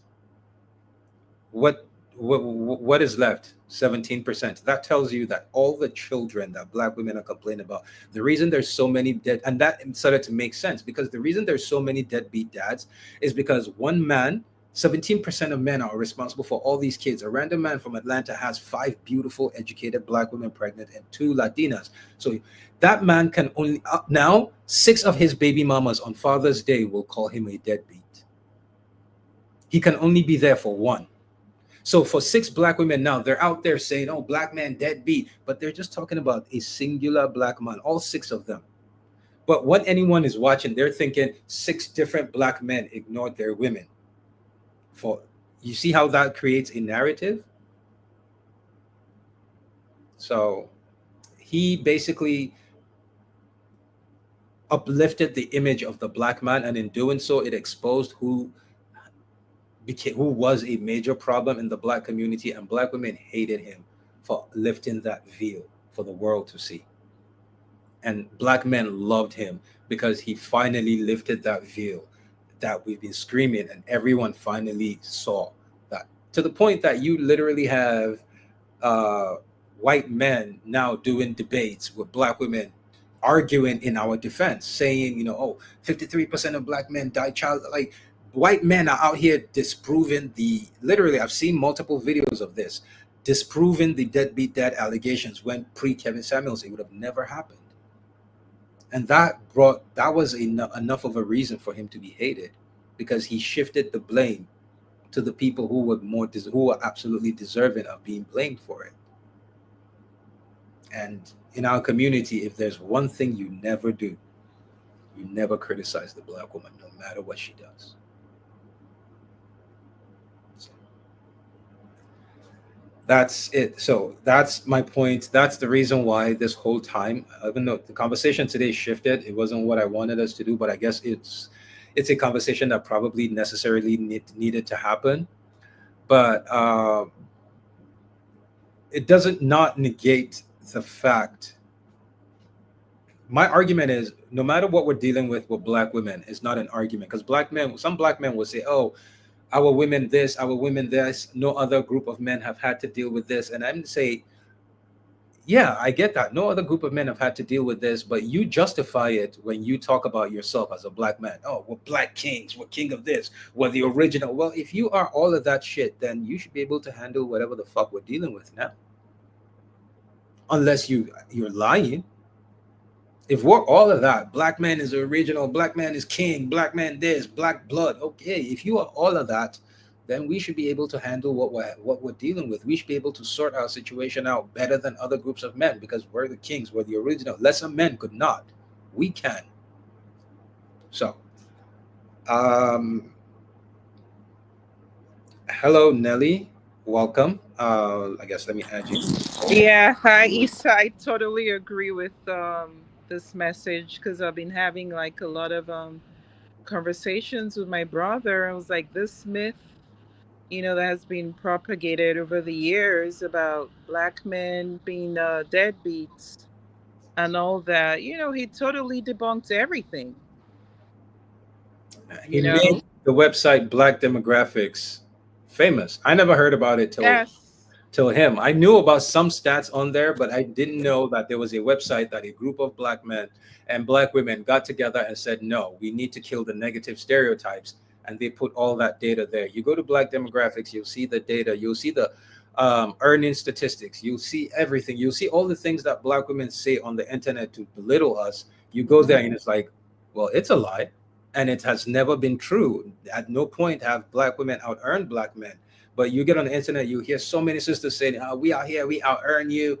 Like, no, you're this, like, you're the, if I'm not mistaken, the lowest earning group as a collective. See, the thing is, black women know how to live off of, uh, what's the word I'm looking for? Damn it, I can't remember the term. When you live up, like, you have the 5% of black women that are Mhm. killing it, right? Yes. And then every other black woman, you got some sitting there jobless, some at Walmart. They're looking at their 5%, and suddenly they feel this is me. When that's not you, exactly. And so a vast majority of our women have now taken on this persona of that 5%. This is me. We're black women. We're a unit. This is what we're doing. We out earn you. No, you don't. But no, you don't. You know what I found really astonishing and surprising because it just appeared that Kevin Samuels just tied up all the loose ends. Because I'm a black woman, I'm Nigerian, right? And then you remember when he would say stuff about black women being gatekeepers, like doing like all the customer service jobs, like Mhm. the jobs, Any checking. job that has historically gone to men because it Yes, needs what's it called? It needs a brash personality usually yes. goes to black women. Exactly, and then I was like, why are people And black attacking women, for this some man? reason, they hold those jobs. They take those jobs Hmm. insanely serious. You Like know, no one protects. Again, before you came on, I said this. I said the white man's strongest ally is the black woman. No yes, one protects the white man's establishment and the white man's system fight with much zeal and zest as the than black woman. black Even women. the white women don't do it, and that's what's Absolutely, mind-boggling. absolutely. And do you know, like for the first time, like being in America, I actually will hear like black women talking about marriage and all that. I've been around a lot of black women that'll tell me, no, men ain't shit. Oh, excuse my language, and they'll purposefully have babies out of wedlock and with the There's a same video man. going viral right now. I wanted to make a video about it. I think I'll And make a with the video same after man, this. Isa. It's a You video notice going that? viral right now where a woman said one of the most empowering things she can think about as a black woman for black women is being a single mother. That one of them was what? Empowering things she can think Imagine about that. as a black woman and for black women is to be a Imagine single that. mother. And it is not AI, it is a real black woman. A And I real went to black her woman. profile and I checked it out and I'm like, there's a video that went viral a couple You months see ago. that? I think a month or 2 months ago. I didn't say anything about it because, again, I don't like talking about relationships. But in that video, No, we have to because no, because Kevin's. everybody does, and relationship issue is something I don't like having because the solution to it is literally in the hands of the black woman. Yeah. The answer to all the problems in the relationship issue in the black community is in the hands of the black woman, literally. And another thing I find really sad. I don't know if I would like to put this on the media, but it's like the media really like empowered black women, I guess this narrative that black men are deadbeats and all that, Yes, it's so they push propaganda the and all of that. narrative. For years they were saying they're all dead or in jail. And do you know how that, even when they Yes, were saying that, it was less than 10% of black men. So that yes. meant the other 90% are literally invisible. Do you know that this conversation I literally Black women, screamed?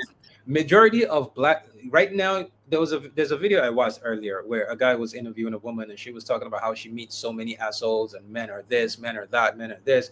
So he asks her, are you telling me right now that you've never met any good men? And she was like, no, she has never met good men, blah, blah, blah, blah. And then he asked Right. her, how about even the men that you friend zoned? And then she Mhm, stops and starts mhm. smiling.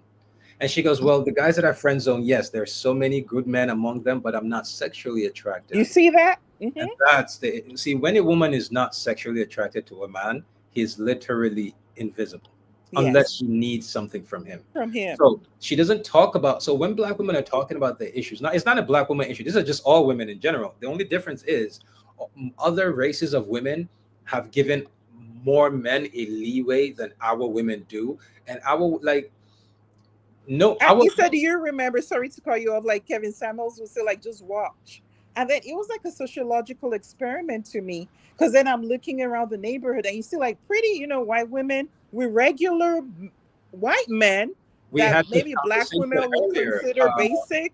They're not like masculine. They're just, just average height.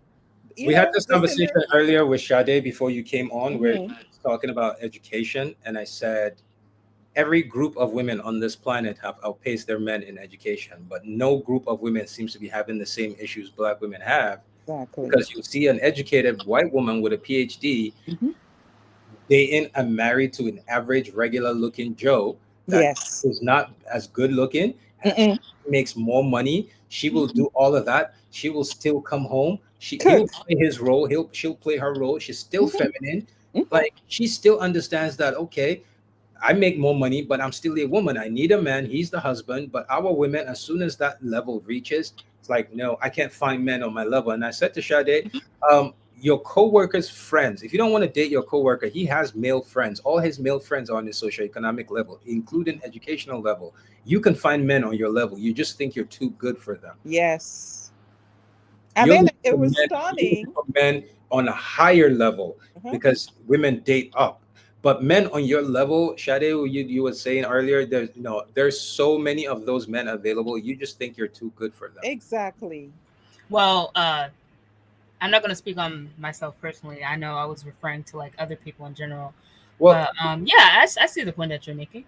there you I go. think that This a is the lot of same. women do This that. same issue that we're talking about right now is, but whether you want to acknowledge this or not, Nelly, that Yeah. problem has been in Nigeria for at least 5 years now. The woman, the what? Yes. You see I've that?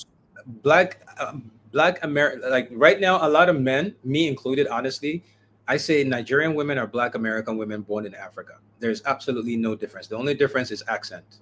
Mm-hmm. The thought process, everything is the same thing. But I'll say this as a Hausa man, Mm-hmm. thank God Hausa women have not picked that shit up yet. So No, I you still know what? hope. To a certain degree, but that's not always the case. Yeah, to a Because I'm certain degree, Nigerian, I'm obviously. Igbo, but I'm very traditional. I mean, Nigerian women, we do, some of us have like those somewhat masculine tendencies and all that, but still, particularly for the Igbo tribe, we're raised to be traditional. When you use that word, it's like a dirty word, but I'm like, what is wrong with like, because I go to work, I work like a full-time job and everything, and then I come home, I cook, you know, take care of the kids and everything, and that's not a problem for me because that's the way I was raised. I mean, I'm emancipated, but I still do not buy into the fact that, oh, because I work and I make all that money, I'm not gonna be like submissive.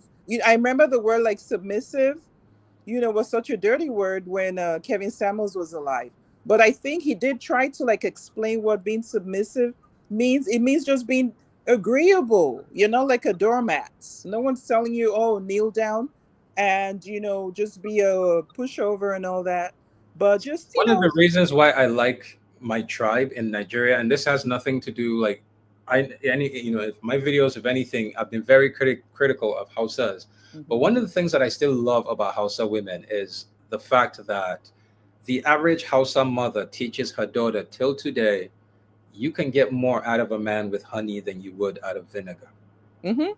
So the vast majority of women from my region in Nigeria are still taught, who still believe that being soft and using a very Yeah. feminine voice and acting feminine is Mhm. more likely to get that man to do what you want him to do than you would get him to do if you challenged him or if you Mhm. stood up to him. So yes, for a lot of Hausa women, they know it. It's a tactic. It's a technique. Mhm. This is what I gotta do to get this out of him. They'll be all soft and feminine. I've seen it. I've seen my friends' mothers do it. I've seen it. So I know it exists. And Mhm. women from my region, like I just came back from Nigeria, a month and a half ago or 2 months ago. I'm telling you, Hausa women, it's still completely different. Because Yeah. typical example as a New Yorker, the reason a lot of this, I say that Nigerian women, a lot of West African women, Nigerian women, Ghanaian women, they don't have a sense of cultural identity. And when I say that, people look at me and I'm like, let me give you an example. As a New Yorker, if anyone is in this video watching this live who lives in New York, when you see Senegalese women in public or on the subway, they're dressed in their native attire with their hijabs, and they're mostly speaking in their language. You see Ivorian women, the same thing. Malian women, the same thing. Gambian women, the same thing. You see a Nigerian woman, she's in jeans speaking English. Nigerian women only wear traditional clothing in the West at special events, weddings and Eid. Oh, But not all, Isa, because I wear like my traditional see, clothes to work. not you in the see. Our women tend to do this when you speak about something that they do negatively. Suddenly, they want to individualize themselves. No, because no, I understand what you're But saying. I understand what how you're saying, many but that's Nigerian women do you know that come to America and wear their traditional clothing or wear not ashobi but wear like traditional on a clothing in day-to-day Nigeria? I mean, basis. how many do you know in America? I in my life have never in my 42 years in this world seen one ever.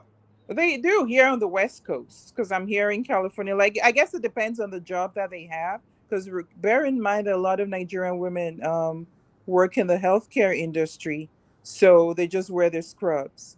But like in education, because I work in the educational sector, I'll see a lot of women wear like adire and Kara like pants, to work and all that. I have never seen it. Yeah. Most Nigerian women, I've never seen it. Like I said, Ghana, Ivory Coast, to some extent, not Ivory Coast, Ghana, Nigeria, to some extent, Sierra Liberia, Leone. Sierra Leone, Liberia, to some extent. The moment they get to the West, they abandon everything. Like the Indian woman, you see her; she's wearing her sari. The Indian women, they dress Indian. The Mongolian women, they dress other women. They come here, they embrace their culture. Let's even focus on Africa. The Senegalese women, the Gambian women, the Malian women, the Chadian women. They all come here. They embrace their culture. They speak in their language. But no, our women, the moment they come here, they just drop their African nest at immigration and customs, and they come into America as Black American women. Straight up wig 24/7, English 24/7. Accents is boop, and so. I mean, And so but Hausa women, but it's not like Hausa to show them women. Sorry, what some you say? grace. Well, in America, I personally believe that, I mean, I speak proper English. I don't try to like maybe fake an accent and all that, No, it's not about speaking English. Like, but okay, so code switch. when I'm with my other friends, Hmm. Nigerians, right? It is almost rare to hear us speaking in English. Hmm. Even no matter what language they are, if you find me with my other group of Nigerian friends, it's rare if they're not Hausa, we're speaking in pidgin English, all Hmm. of us. We're not speaking in proper Yeah, as in chopping it when up. I meet Yeah, other Nigerians, I have to take a break from America. I know. You have to. Our women seem to not have that. Even if they do, maybe it's in private, but other women display it publicly. Our women don't. Our women, that cultural identity, they don't display it with pride. I've never seen it publicly. You say you've seen it in I've California. seen it. Yeah, I've never. I've because I guess I don't work in the healthcare, Get in the but subway today, you yeah, see a Senegalese woman and her friends.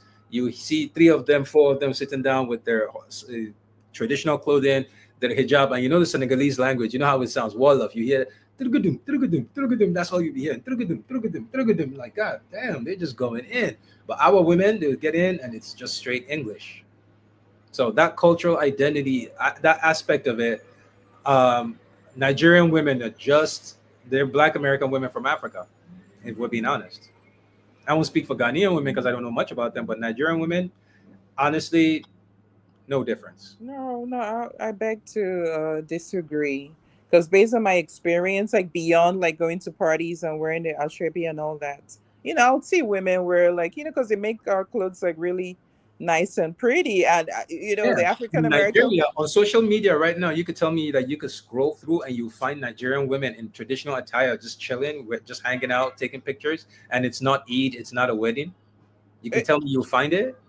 I don't know about, I don't exist on social media, but I'm talking about like my real lived experiences, like going out into the community at work, and like even like going to the stores, and just like watching, like Nigerian women, like the ones that I see like around. Yeah, I'll see them wearing Nigerian clothes if they're like the ones that work in like beyond the healthcare sector. Even though like most of them work in the healthcare sector, the ones that don't work, the healthcare like education and otherwise, they'll wear like Nigerian clothes. I think the thing is that the like going back to like Kevin Samuels, the beauty of what Kevin Samuels did was like highlight, even like a lot of things he would say. I'm thinking, oh, am I guilty of this? So that's why when I saw the comment, that's kind of what made me decide to come into the studio. Is that I personally am convinced beyond a reasonable doubt that that man was taken out. Like as soon as he died, crickets, no As soon as he investigation, died, nothing. we got Sukihana and Sexy Red. I know, not even an As soon as he investigation. Think died, about it. we got Sukihana, we got Sexy Red. Like Imagine the that. media really doubled down Yes. making The the black toxicity. worse, and our women, instead of collectively shunning that shit, they Mhm. embraced it. So our community, so we just have see. I don't like when black men get to a certain point. I feel like black women will start coming back slowly. Yeah. Again, I don't want to speak on relationships. What black men choose to do at that point is up to them. But me, I personally, I think I'm just tired. I genuinely think we need to challenge Hmm. these men. We need to establish systems. We need to compete. There's Yeah. nothing on the global stage that you can attach to the name of the black man. Hmm. Nothing. Nothing.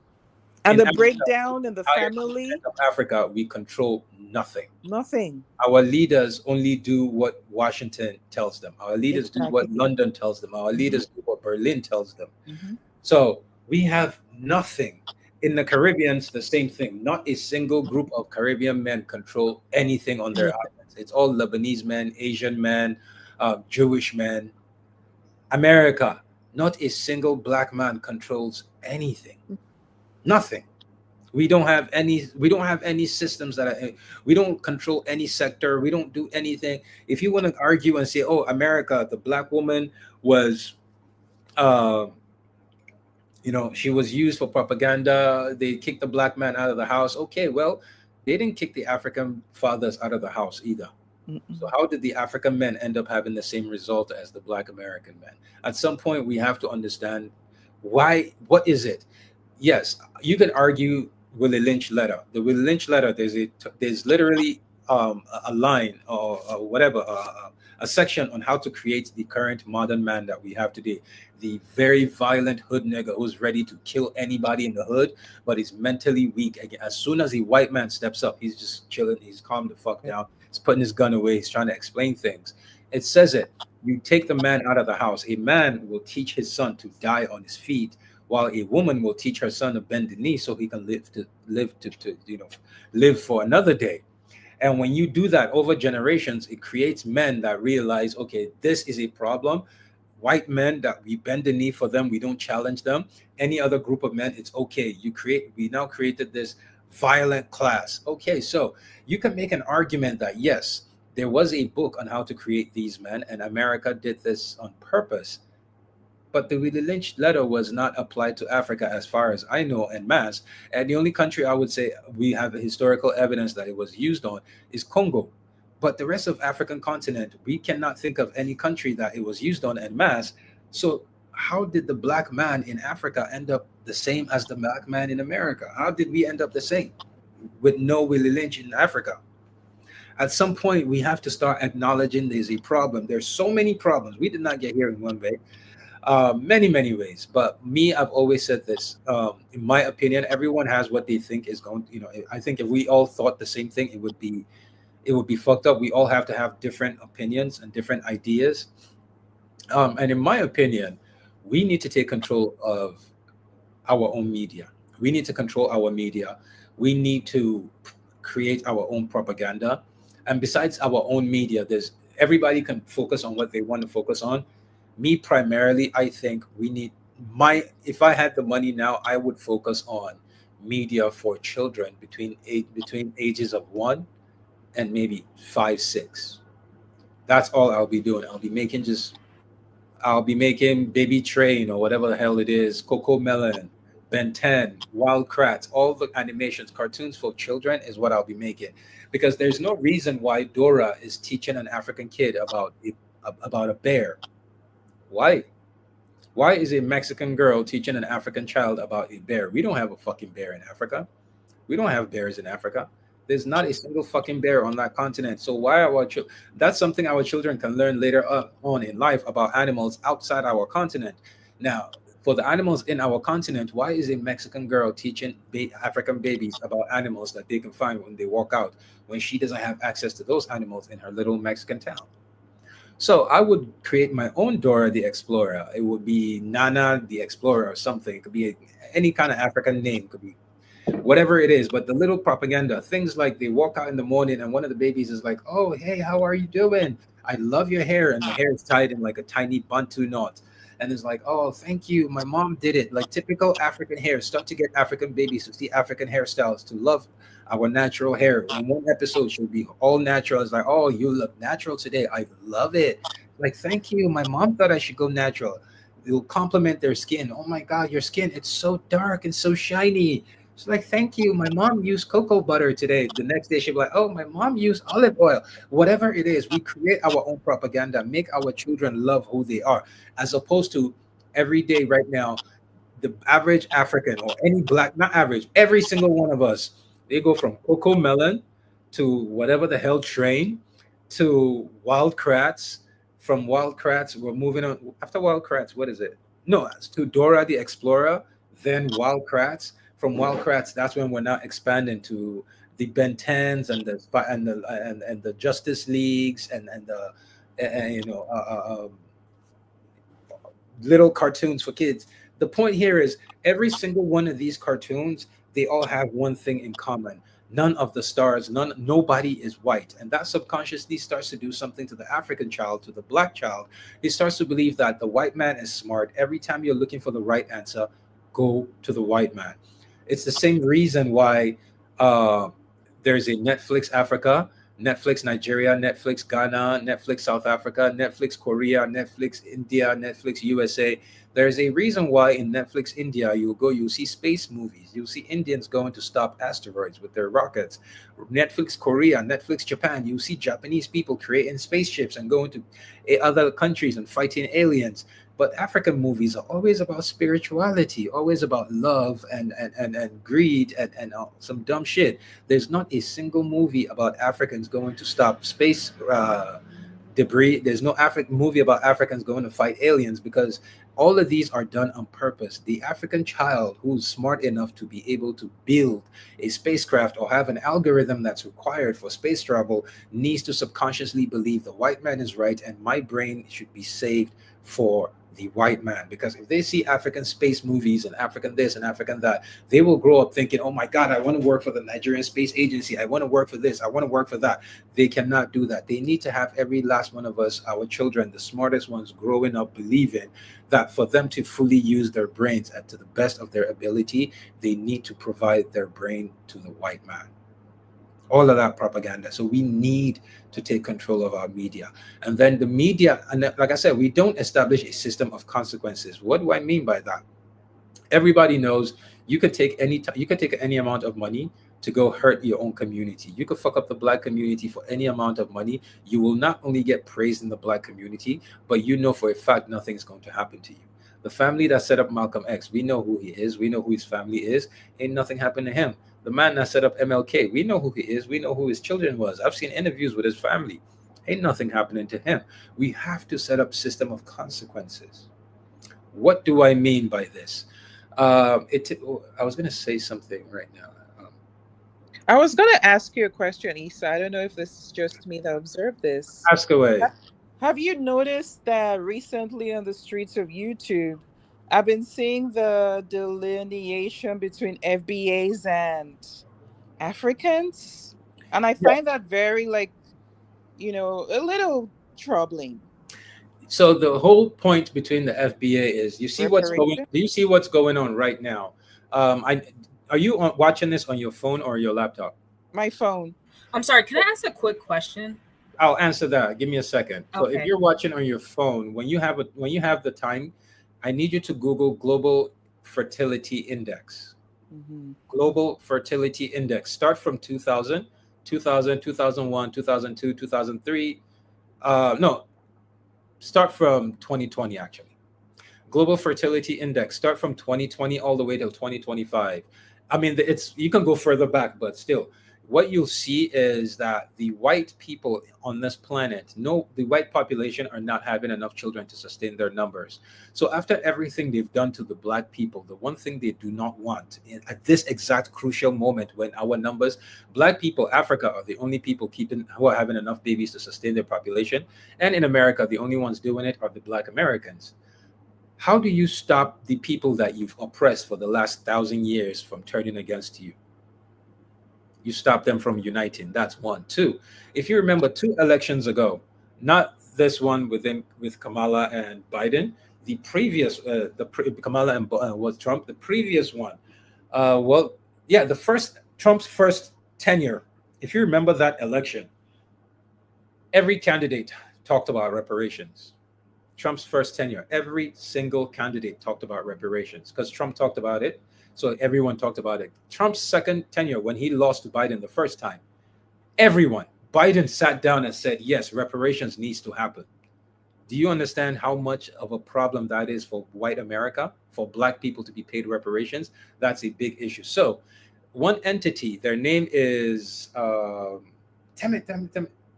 Heritage Foundation. Yes. The Heritage Foundation is an organization. Look this up. This was some guy traced the money and found it. It's on Twitter. You can check it out. The Heritage Foundation, who are the people that created Project 2025, they realized they needed to kill this whole conversation behind this whole reparations conversation. And what's a good way to kill the reparations conversation? Here we are.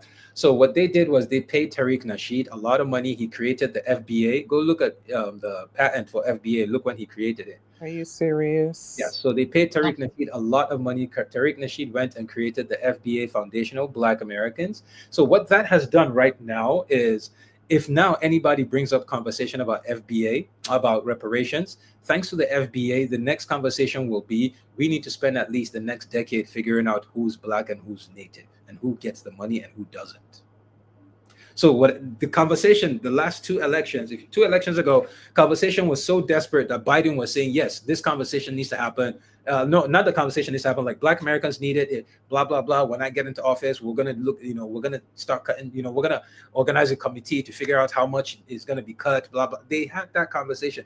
The politicians were forced to the point where they had to talk reparations. Black America forced them. And then Heritage Foundation realized, we can. So now Tariq Nasheed, he lives with his mother-in-law, who's a white woman. He has a biracial wife. She's mixed race. And he's now the leader of the FBA movement, FBA Foundational Black Americans, who believe they're basically, and all their talking points, all the reason why you said they sound, all their talking points comes from the Heritage Foundation, comes from the same people behind Project 2025. So they give it to Tariq. Tariq says it out there, and they repeat it. That's why when they talk, when you hear FBAs talking, it's like they literally sound like white racists. Exactly. So, And Sherry, then it sounds like Africans are their enemy. Africans are their enemy because the people who are paying them are the Heritage Foundation, who, for the Heritage Foundation, their biggest enemies are Africans. So, yes, Africans would be their enemy. Shade, you had a question? Yeah, I just wanted to ask what FBA means because honestly, I haven't heard of it, but It now means I Foundational Black Americans. About 8 years ago, sometime around then, 8 years ago or less, Terry, no, not less, sometime around 8 years ago, Tariq Nasheed, who is a guy who was literally, he's a former pimp. Look him up. He's a former pimp. He's one of those guys that believes I'll do anything to make money. He was on a TV show, if I'm not mistaken. Um, what's the name? I can't remember the show. He was on a TV show. He had one of these ladies with glasses. I think it was Sally Jesse Raphael, or I can't remember. He was on a TV show. Look it up. Where he was saying he don't give a fuck. He needs to get money. He'll do anything to get rich. He just wants to be wealthy. And then that same man suddenly now is a pro-black man who is the leader of a fringe right-wing cult in the black community. FBA believes that they're basically, their mentality is the same as the black South Africans. They believe that their lives will get significantly better if every black person in America leaves. They believe every black immigrant should leave America and America will become a better place. How is their mentality? When you see it, it's literally anti-immigration. And who's at Project 2025 is what? It's literally anti-immigration. So all their talking points comes from the Heritage Foundation, from the people who founded Project 2025. It goes to Tariq Nasheed, and he spits it out, and they regurgitate that shit. So it's done on purpose to create disunity in our community. And a lot of black men, that's why the whole video of me making a video saying why are black men afraid of power, or black men are afraid of power, is a lot of black men who have hopped on the FBA train have done that because they see it as their only path to success, because challenging the white man is absolutely not a fucking option. So they believe that whatever is available for them.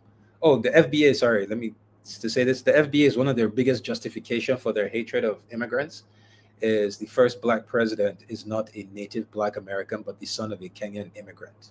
So for them, Obama being Kenyan is proof that the immigrants are coming here to take over. And of course, Kamala being an Indian, daughter of an Indian immigrant too. So, uh, yeah, their arguments are that all the positions of power in America are not even going to native black Americans. It's going to um, immigrants. So they believe immigrants are coming here to replace them. Immigrants are taking away everything that the white man has left available for them. They believe in crabs in a bucket mentality. So they want the Africans gone so that they could be up top. They don't believe they can unite with the Africans to keep the white man off the perch. And I noticed also that they've been criticizing the CEO of Red Lobster. You see the Yes, young because he's a guy. Nigerian. Yeah.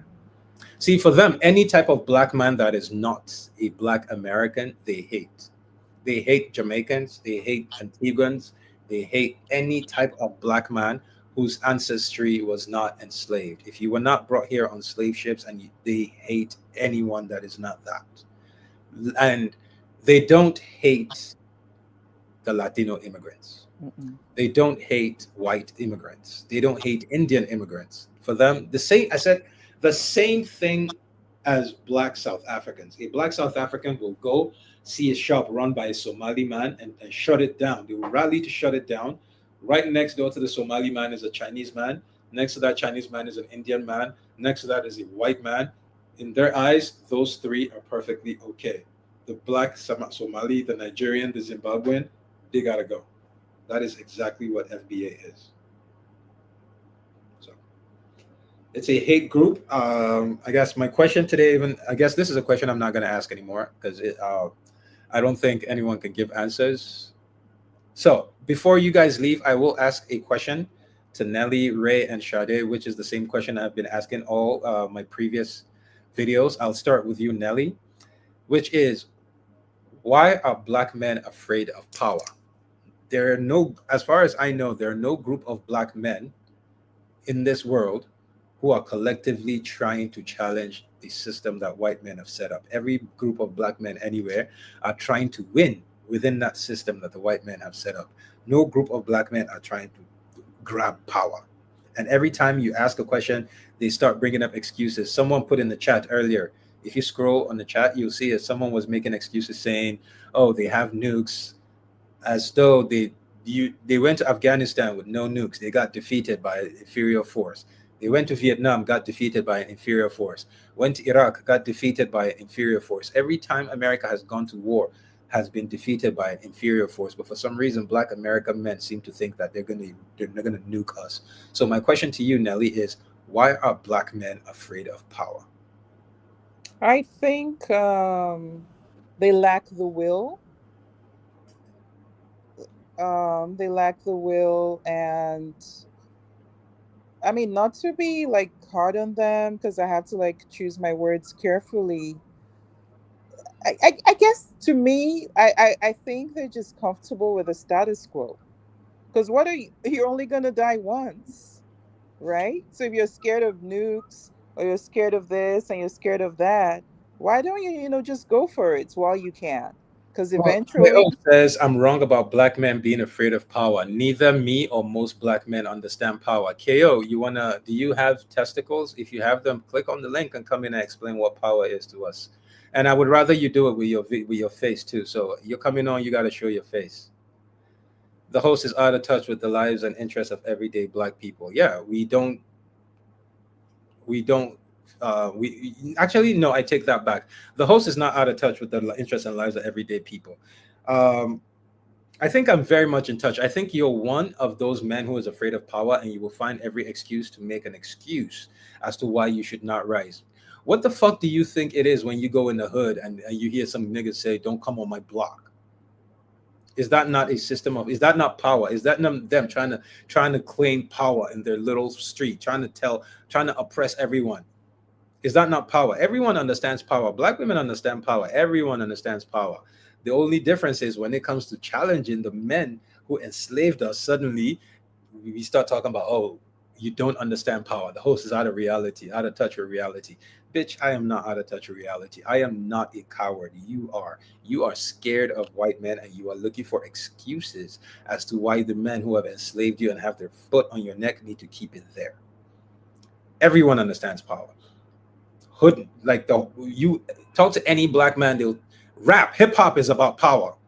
Hip hop, the average lyric on hip hop, if it's not about getting pussy, it's about power.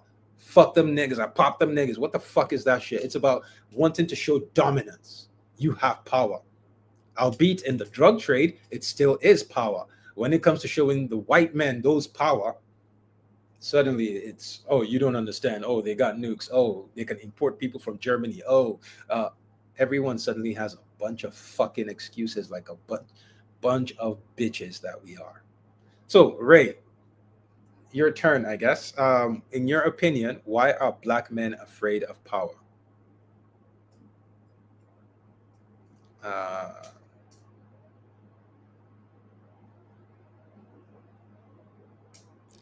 Ray is not there. Okay, Sade, if you're available, why are black men afraid of power?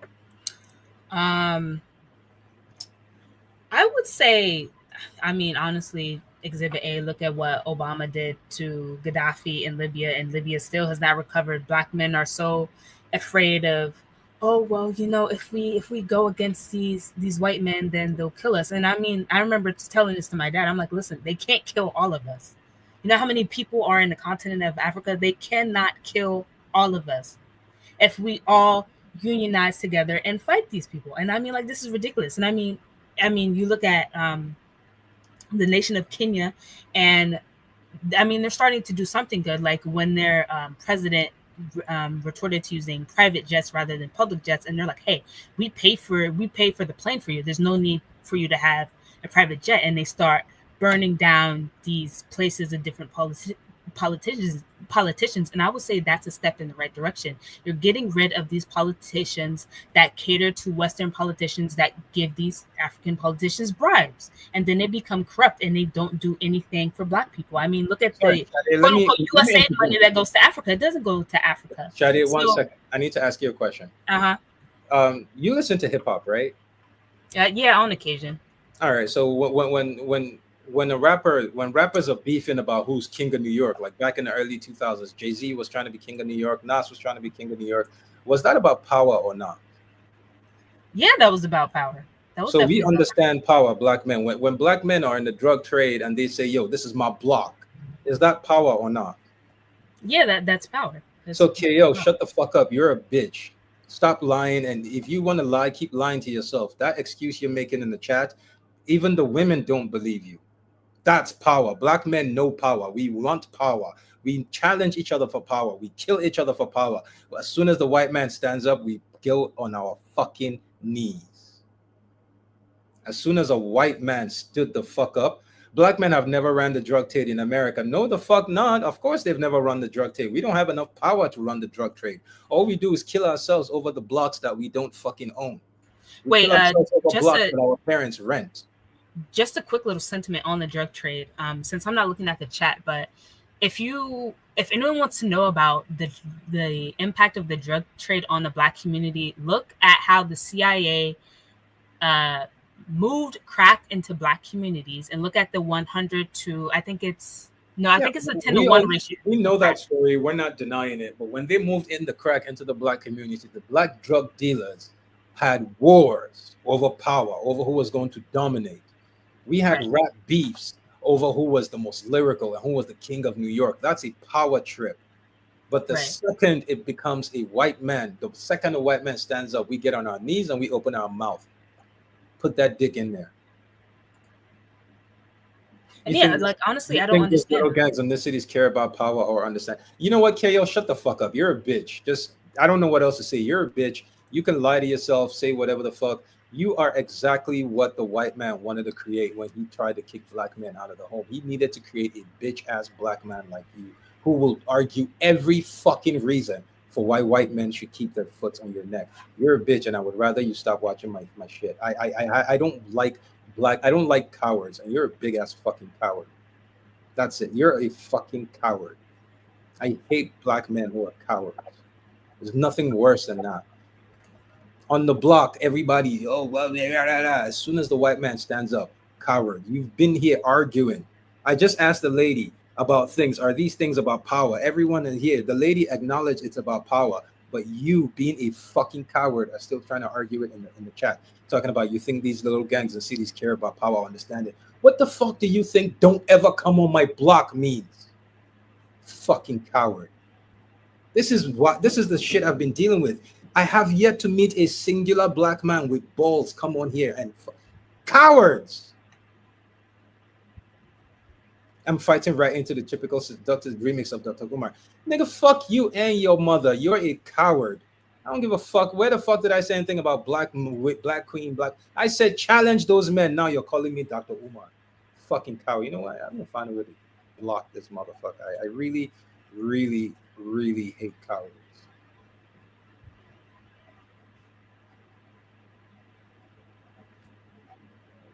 I can't find a way to block you. I can put you on timeout for 24 hours.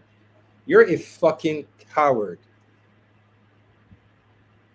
You're a fucking coward. Nowhere, anywhere did I say anything about Black. Dr. Umar's whole platform is Black Queens ever snow. Like he's a joke. At no point did I come on here today anything to say anything about dating. All I said was we need to challenge the men that have been oppressing us, that enslaved us, that turned our women against us. And your response is, you don't know shit about power, bitch ass nigga. Fucking cowards. So now you can see why I invited Black women today, because the last 4 epic videos I've made, it's the same stuff. These are the men we have today. You can see my frustration now. Nelly, Ray, Sade, if you're here, if you can get on, if you're on YouTube, you will see a black man arguing against, his whole argument is we don't know power. That's his whole argument. So his argument is, if we don't know what power is, then we can't even fight for it. That we just want to. His whole thing, his argument, we just want to fuck and date, fuck and eat. Every group on this planet knows power. Every group understands power. Every group is willing to challenge another group for it, except us. The only group of people we are willing to challenge for power as black men is mostly black women and other black men. We're scared of Asian men. We will never challenge them for power. We're scared of like the Mexican OT. A fucking Mexican man. He's apparently from Texas. He lives in the state of that same idiot in Texas that makes every black man check in. He got on a podcast with black women on there. They asked him about his use of the N-word. He said, "Are there any black men in here?" They said, "Yeah." He goes, "What are you going to do about it?" Every single point right now, black men, every single black man in Texas right now, they're still out there beefing one another. Not a single one of you pussy ass bitches has thought, this Mexican OT, we need to teach him a lesson. There needs to be consequences. No, because we're bitches. We're afraid of power. The only group of, now, if I as an African went on that podcast with that lady, what's her name? From, what's this called? Karmic justice, yes, karmic justice. I can acknowledge the role of the black man, but if you're going to come up here and say weak, the point here is the white man that you refuse to call weak used you to create these black men. So if anyone should have a conversation about black men being weak, it shouldn't be you, you fucking bitch. I don't mind. I will curse you the fuck out the moment I don't give a fuck. I'm still a black man. You're going to come here and talk about black men are rich, bitch. You raise those weak black men to get your white men. Don't ever play that shit on my page. You've lost your fucking mind. I don't know who the fuck you think you are. Stupid ass. Back to the topic at hand. Black men, yes. Pathetic. Cowards. Cowards.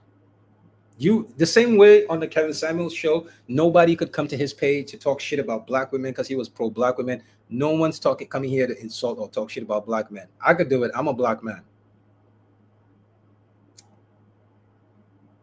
Curse me out. I ain't a baby mama. Oh, judging from your name, I can tell you're African. I can tell straight up, judging from your name, the way you said that, curse me out, I ain't a baby mama. You're an African woman.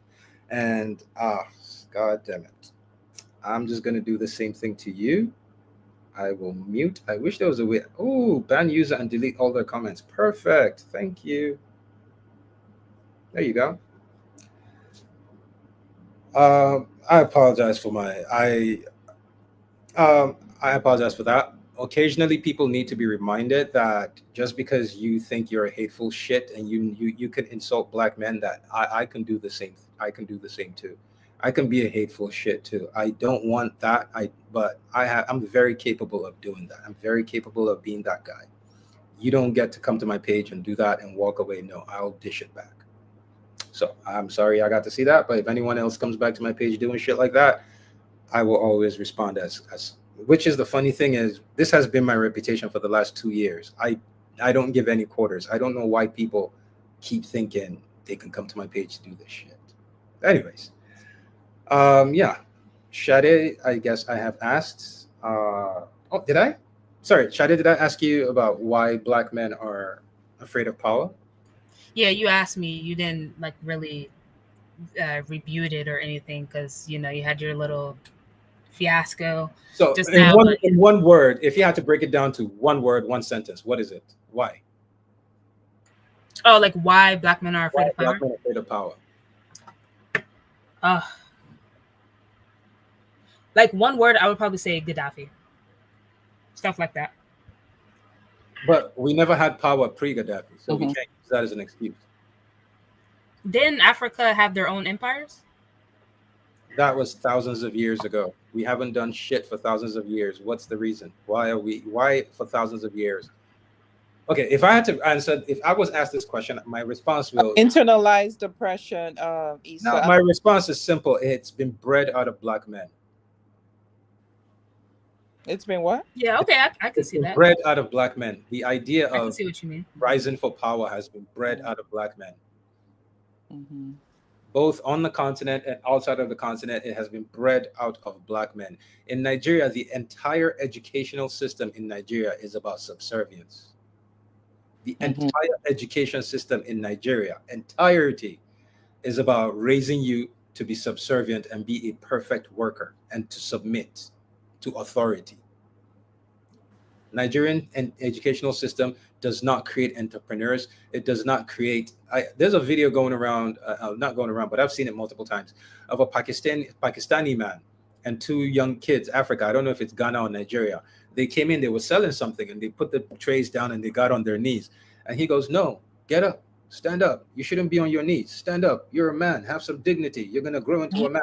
Pick up your tray." He showed them how to stand and sell what they were selling without being subservient.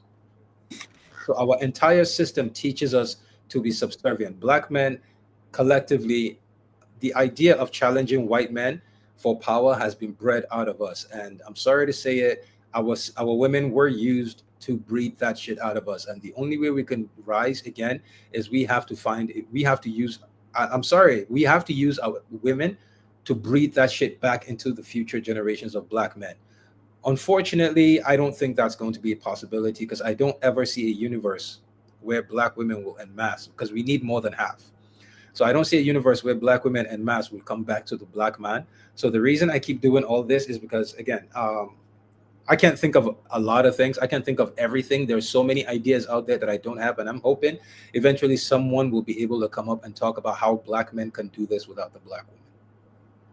The black woman, I would love for us to do it together, but I don't see half of black women suddenly turning around and coming to want to work with us to challenge the system. I don't see that happening. Not in the age of pasta lifestyle, not in the age of FBA, not in the age of we ain't black, we native Indians, we Mm-hmm. Cherokee.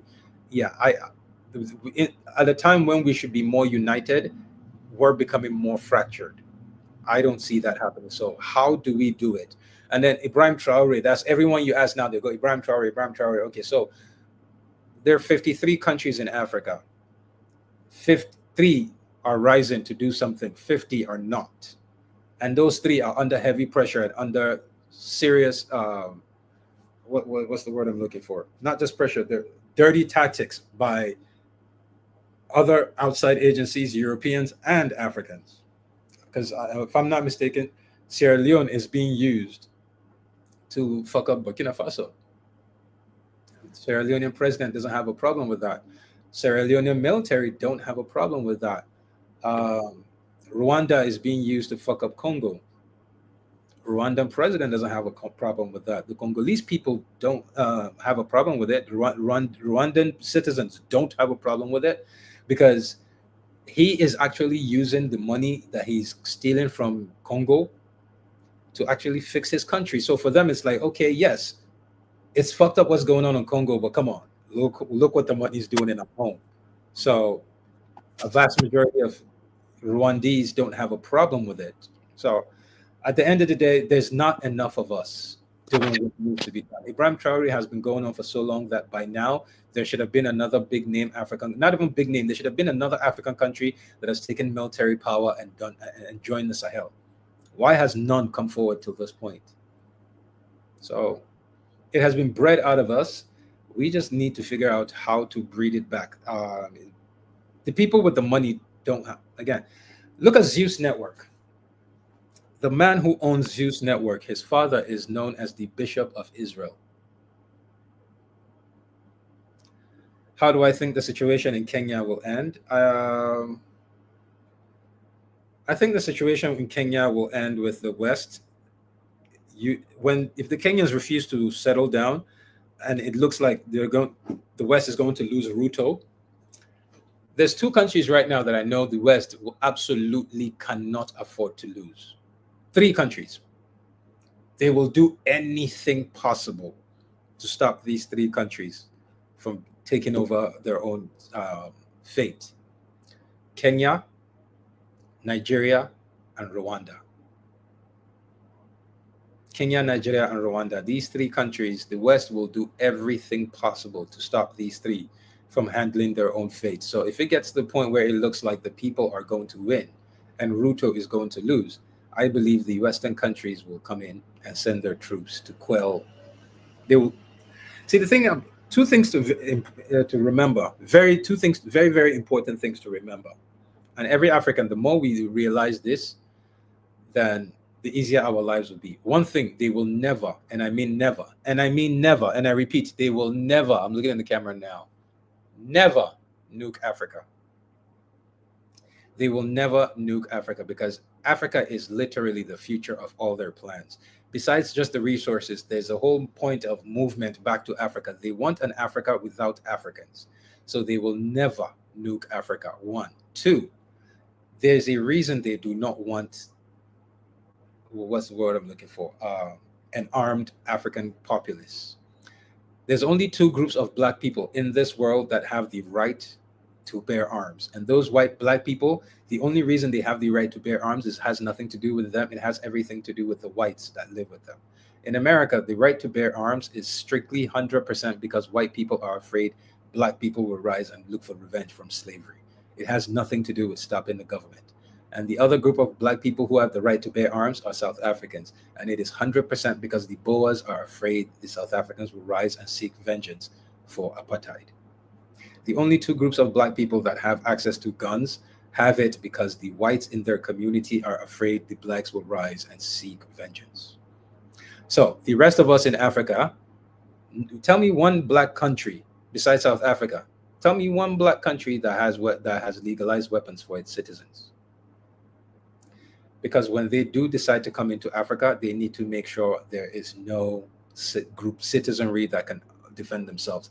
Right now in Nigeria, in the northern part of Nigeria, you have Boko Haram and bandits doing all of these things, causing chaos. Do you think it would be possible if the Nigerian populace were armed? Absolutely not. And all of this is going on so they can steal resources. Dubai is paying for it. USA is paying for it. France is paying for it. The president of Niger has come out. I watched that interview myself in Hausa. It's in Hausa. I listened to it from beginning to end. He gave an interview, and it's one thing to make an accusation. It's another thing. This man gave names. He dropped names. He dropped descriptions. He dropped local government in Nigeria, in Hausa, where he was saying, if you go to this local government and start driving 20 minutes in that direction, he named a whole section of Maiduguri in Nigeria that the Nigerian government gave to the French. Right now, that entire town belongs to France. The French have created their towns there. They have a military base, and they have a buffer zone. That entire area has a buffer zone of militants, of bandits. If you start driving in that direction, the bandits see you, they start attacking you. The whole point is to get everyone to turn around so nobody makes it there to see that in Nigeria right now, there is a base, there's an entire town that belongs to French people that French people are using as their base to try to take Niger back. Nigerians don't know this. So do you think all of this would be possible if Nigerians were armed? If the people of Niger were armed, do you think it would be possible? If the people of Mali, Burkina Faso, Chad, Ghana, if we were armed, the whole conversation would be a different thing. Name one company in this world, a black-owned company in Africa, anywhere, that makes small arms, handguns, machine guns, AKs, and the rest. Not a single one. Because they cannot, if they were going to nuke us, they would not care about little guns. But we have everything the world needs to run. And if they nuke us, they have, go ahead and go sell that radioactive gold. Let me see. Go sell that radioactive gold. Go put that radioactive cobalt in your chips and put it in your cell phones. Go put that radioactive minerals. Go use the radioactive minerals. Let's see. You cannot. So that is exactly what it is they cannot.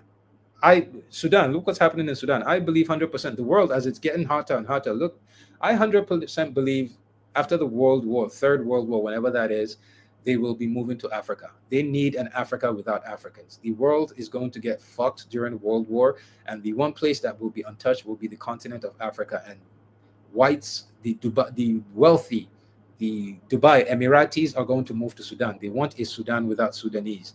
I don't know how this is going to go. I don't know how, but yeah, they're cutting up the continent. Anyways, fortunately today we didn't have the conversation we wanted to have. I will try to go back to it next week. This question today was one that cannot give a very straight answer, I guess. So the same question will be asked next week. It will be a simple question. Why are black men afraid of power? Anyone that's watching, please feel free to come on. If you have any ideas, if you want to put up, go do what you got to do, come back and give up. If you want to go write up notes, do it, come back. My theory is that black men have been like we've been bred. There's a video that someone sent to me about monkeys. Oh, I think I deleted it.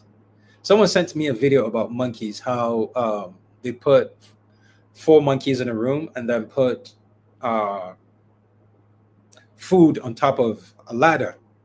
And when one monkey got up to go get the food, every time one monkey went up to go get the food, they would spray the rest of the monkeys with cold water.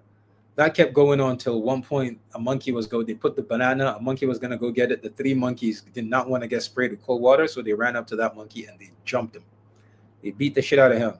Next time they went to go put a what you call it, a banana on top of the ladder. The monkey was trying to go. Second time they beat him. The third time, no. When they were sure that the monkey was not gonna pick up the banana anymore because he was afraid of the beating, they took away one monkey that was there and brought a new monkey. The new monkey, same thing. First day, he went to go pick up the banana. The three monkeys beat it. The monkey learned one time. After that, never picked up the banana. The next day, they brought another new monkey. Long story short, it got to the point where the original four monkeys were never there, and they brought in a whole new set of monkeys. Now, here's the catch.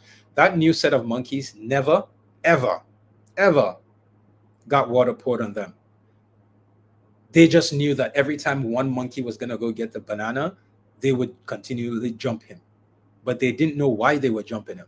The original people in the room, the original monkeys that were in the experiment, were taken out.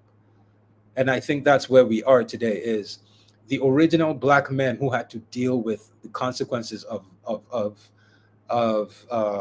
revolting or trying to challenge white men. The men who've seen that shit, they've been dead for hundreds of years. But the message, the trauma has been passed on to us. We like the men who control us right now don't even know what to do in the case of revolt. You can see their responses. Look how white men are responding. And I've said this multiple times. If you don't believe me, go look this up by yourself. There is nothing that the white man in America fears in his entire life like the black man. Simultaneously, there's nothing like the black man in America fears in his life like the white man. This shit makes no sense. The two groups are so fucking afraid of each other. White man has the weapons, has the law on his side, has the numbers, has everything, but there is no group that the white man is afraid of like a black man. And there is no group that the black man is afraid of like the white man. Mind-boggling. Mind-boggling. You still want to contribute to the conversation? Okay, I guess you can join. I was gonna shut it down. I guess I'll shut it down at midnight. So come on in, Lawal Shitu. There's a link that if you're on YouTube, there's a link that I pinned. Click on the link and join StreamYard, and I will bring you in.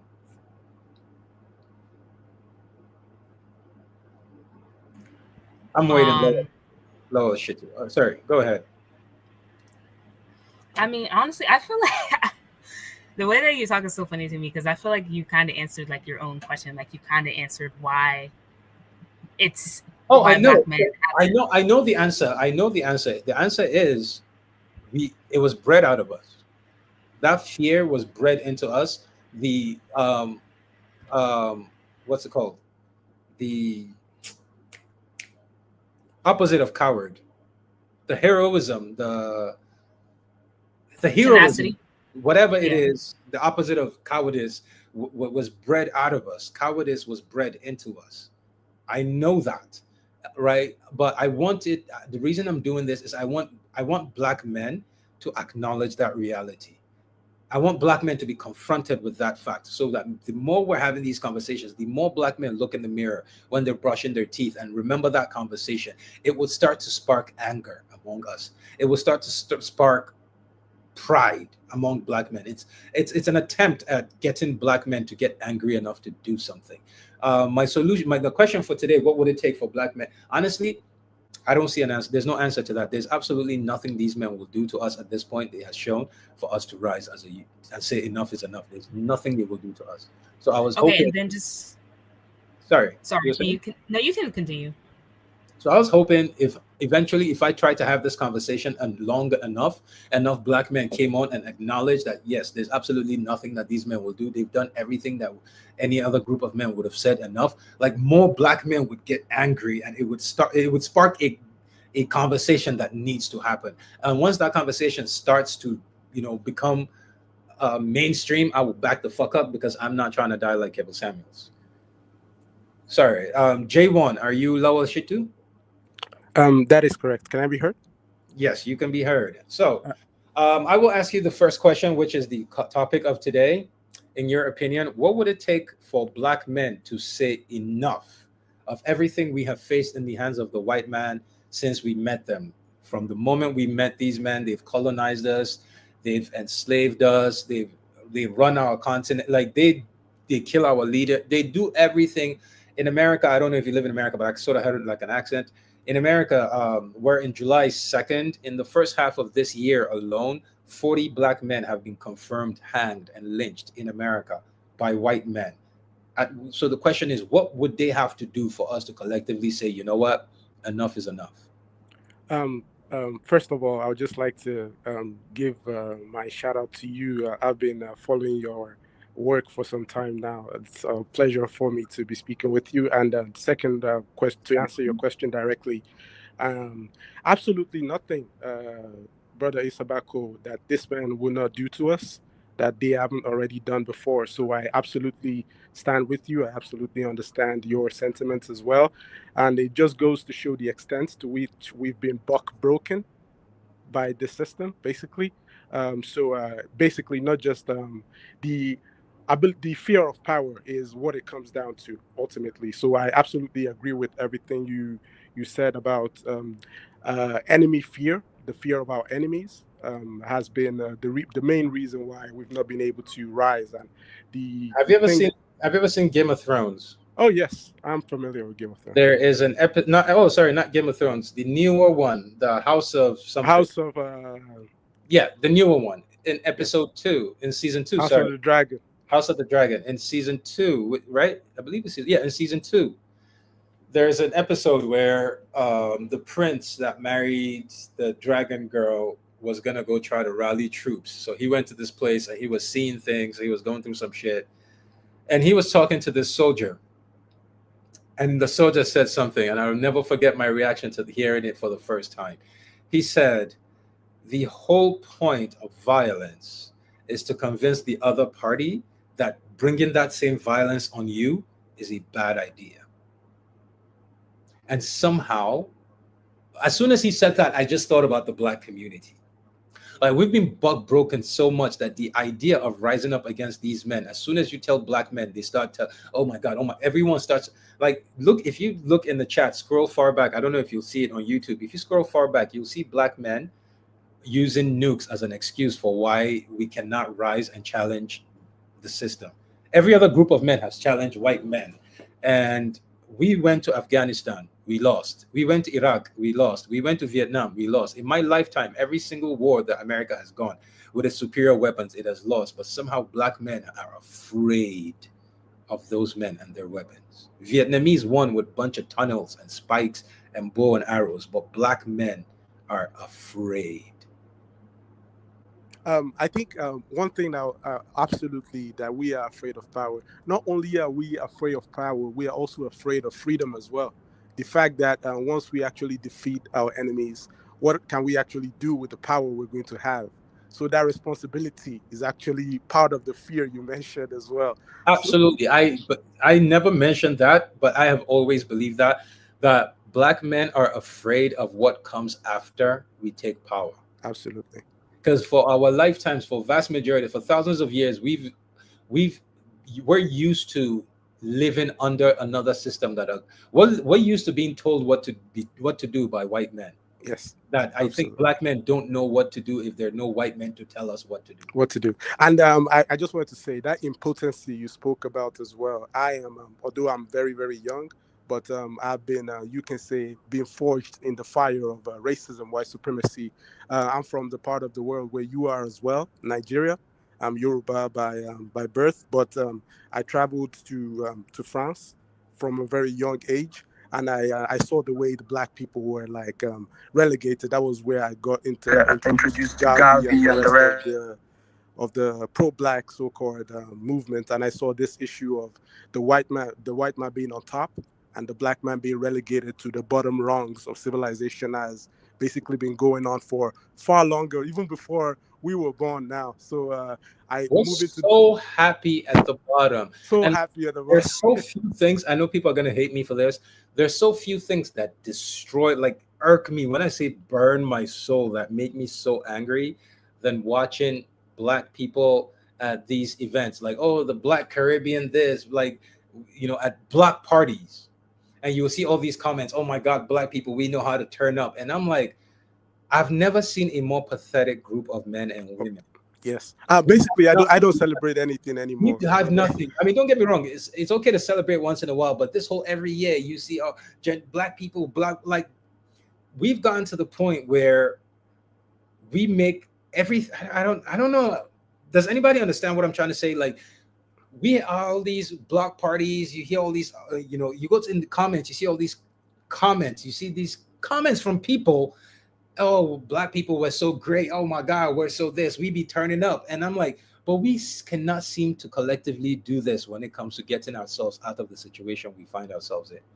We all know how to show up to turn up and get drunk and line dance and do the two step. But the moment it says this same group needs to turn up so that we can get this ourselves, we can take the white man's foot off our neck. Suddenly now, we cannot all do that. Sorry, is it SLN or Sin? Welcome. Let me unmute you. I accidentally did that. Is it SNL or Sin? Uh, Hey, it's SLN. SLN. Oh, I don't know why I saw. Yeah, SLN. So Yes, you're sir. the question I'm asking to you today is, why are black men afraid of power? Um, I think um afraid of power. I believe they don't know that they have it. I mean, Really? Have you been on the internet on in the last decade? That's all black men know how to do on the internet. We know how to cope. We're kings. We're this. We're that. We're this. We're the original. We're this.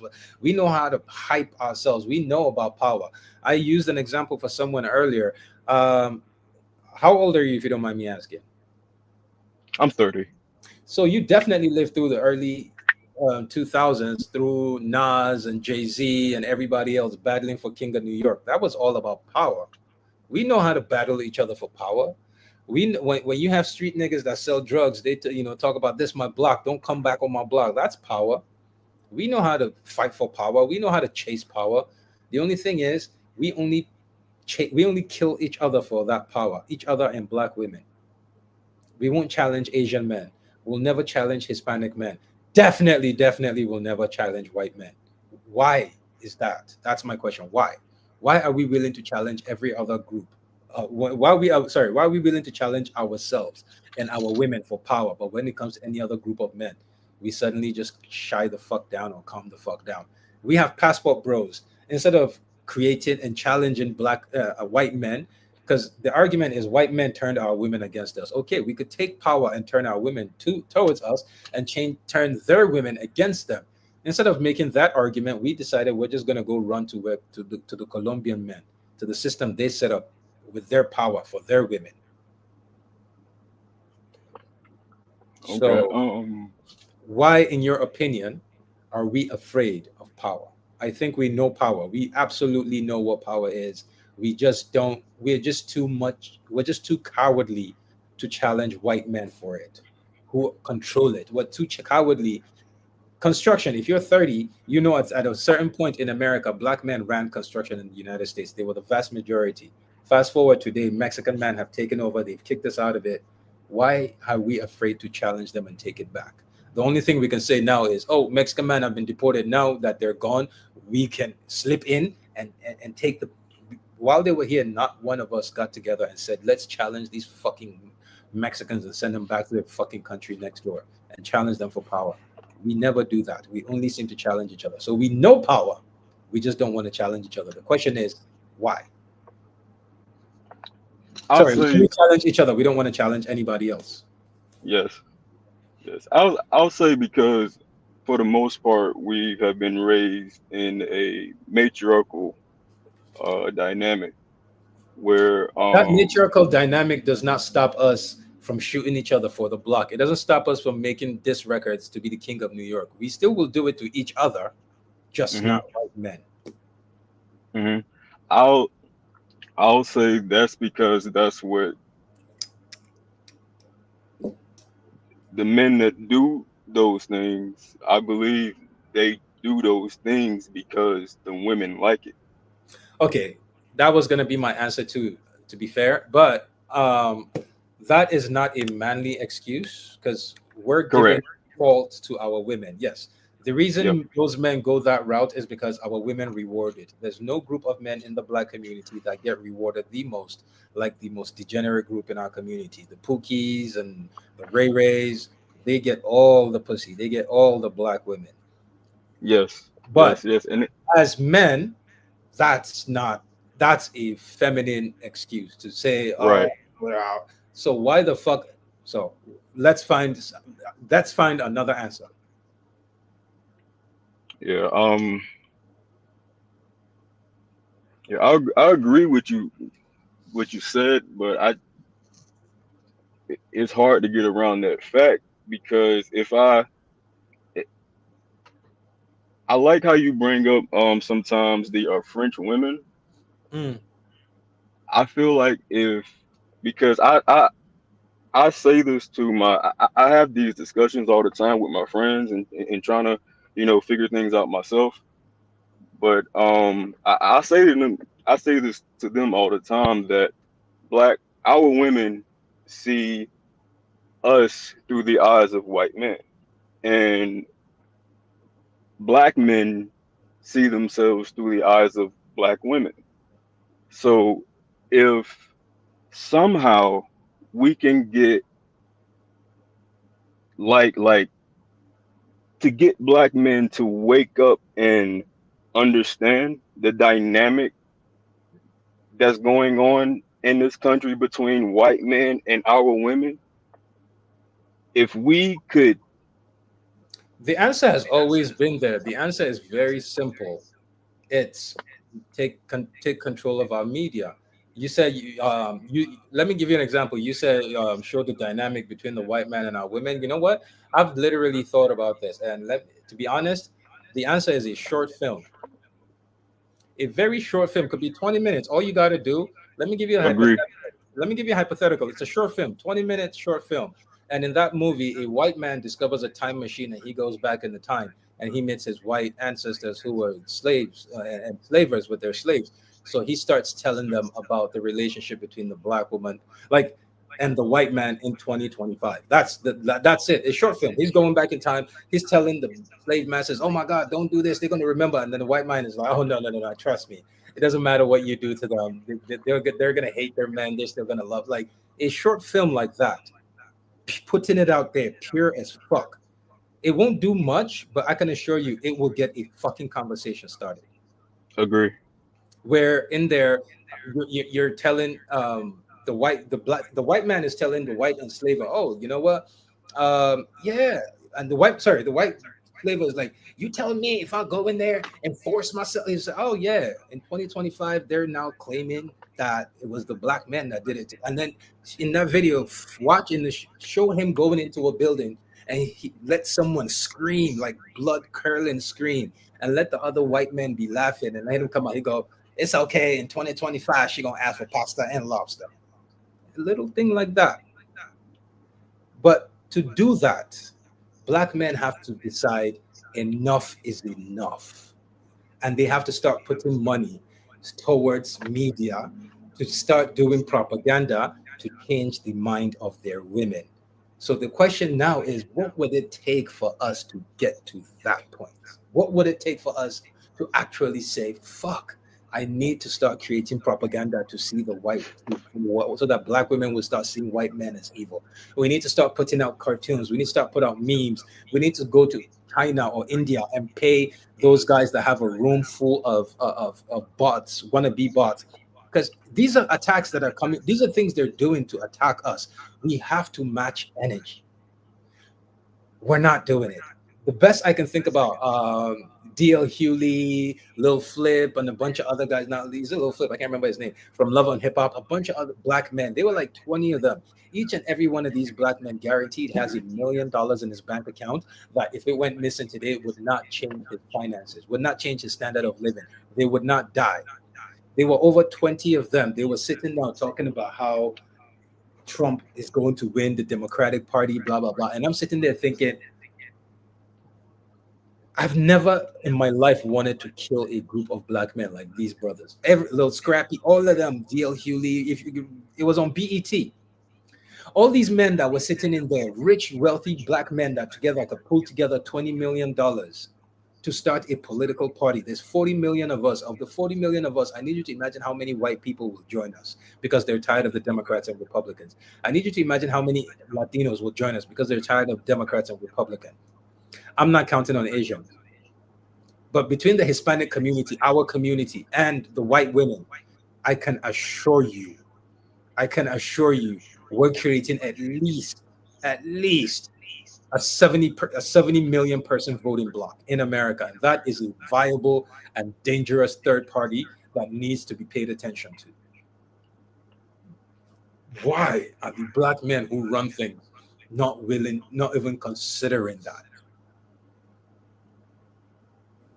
The Democrats were the ones that literally fought to keep slavery alive. They've shown the only reason black people keep voting Democrats is because Democrats are not vocally racist. The Democrats are not out there being racist. They don't come out to say it, but they put in the same laws. But there are other parties though. Who the fuck, Nicole? This is all about us creating our own. Why the fuck do we gotta keep joining their shit? There are other parties though, LOL. Which one of them was not created by them? The Green Party, them. Tea Party, them. All of these parties, them. All of them, when you follow the money, it all goes back to billionaires, white billionaires who have an agenda. Nicole, I need you to stop thinking. I need you to stop thinking that way. I need you to start thinking anything we need to do, we have to start it from scratch. For us, by us. Real Fubu, that clothing line, for us, by us. Everything that we need to do, we have to start it from scratch.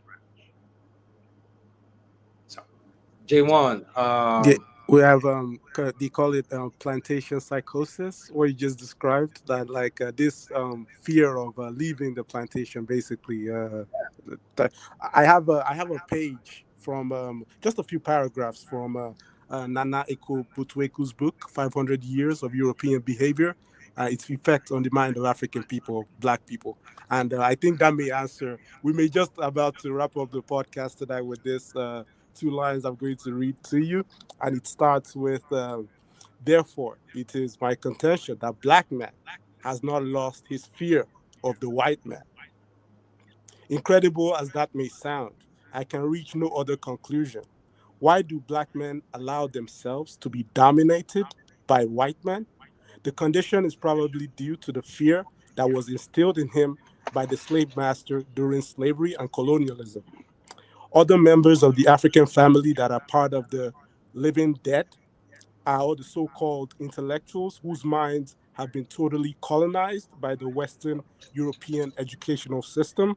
These so called intellectuals seem to think, or they want you to think, that because of the long titles they have behind their names, that their opinions are conclusive, when in fact the Western educational system do not educate you but train you so they can control you. Why else would they want these intellectuals and some of the college presidents and principals and assistant principals of the schools to enact an African history? And he was talking about how Black men sell their pride and their integrity and their soul, thus they become tools and pawns to be used by the white man. So my question to you, brother Issa, is why would I want to resist somebody that feeds me, that clothes me, that provides all the jobs, that provides all the. So there is a fear of security there. That like if I resist, if I strike out against my master, there will be dire consequences. So Yeah, that is what I goes said through the that. mind of the I Negro. don't think that makes sense because at this point, I don't think there's any African that doesn't know that the global wealth of this world and Europe comes out of Africa. So to ask, where will I feed myself when no, he's the one that comes to my house. He comes to your kitchen to take rice from your kitchen, to go to his house to cook it, and then gives you Absolutely, a teaspoon of the rice. The whole bag of rice is in your is own in your house. Yes, pantry. It's in your house. So we at this point, every African knows this. So I would not say Africans are afraid of. I think it boils down to what we said earlier. Africans are afraid of what happens after we take the power. We don't. We've never for 1,000 years now, which I would venture and say 10 generations. Let's assume, okay, a generation will say like 60 to 80 years old. So for 1,000 years, let's at the most, let's say 17, 18 generations of our people have been told what to do by the white man. Let's short it down to absolutely, 10 generations. 10 generations of our people. You're Nigerian, 10 generations of Yoruba. Me as a Hausa man, 10 generations of Hausa have been told what to do by Westerners. absolutely. Hausas have a Middle Eastern, Master, we have influence, if you want to call it that, because the Arab man tells the northern man, northern Nigerian man what to do. So for 10 generations. And then we have Islam in Nigeria that also have religion, which is not, we can fall back on religion as an excuse. Black Americans are not as religious, but somehow they still have the same effect. We can use slavery and Jim Crow as an excuse in America. It was slavery and Jim Crow was not in Africa, but somehow Africans have that. So whatever excuse every demographic wants to use or every region wants to use as to why they're in the position they're in, there are many other African or Black communities that have not gone through the same, but still have the same outcomes. Why is that? So for me, honestly, I think what would it take? So to answer my own question, what would it take for Black men to collectively rise and say enough is enough? I don't think nothing. It is absolutely nothing that will be done to us. We watch videos of like Black men and women are losing their children to police officers, and they'll go back and cry and wait for, and beg the DA for justice. When the first thing you should do when you find out who killed your children is to walk into his house and kill every last one of their breathing children. If they kill one of yours and they got eight, go in there and slaughter all eight. I can assure you, after the third or fourth time this happens, white police officers will always, the first thing that comes to their mind is, holy shit, my children. And they'll put their weapons back and they'll now get a taser out. But they don't have those thoughts because we don't establish consequences because we're afraid of them. So Black men are afraid of power because we don't know what to do with power. We don't know what to do after we've taken power because our whole lives we've always had someone tell us what to do. What would it take for us to get to that point where I think we need to collectively rise? I don't think there's anything that will be done. It will have to be a small handful of Black men that have the money that will have to start doing this on their own. And slowly but surely, other Black men start coming on board. It will have to start with a handful 20, 15, 10 Black men. I say 20 because 20 means less money. 5 men means way more money. But it would require a number at most. Honestly, to be honest, I'm thinking like 40, a group of 40 or so Black men who have the same ideology, who have the same plan, who each has at least $1 million that they're willing to spare for their own community, which is now one of the biggest problems. Again, a white man who is worth $1 billion will give up half a billion, will give up 500 million for his race.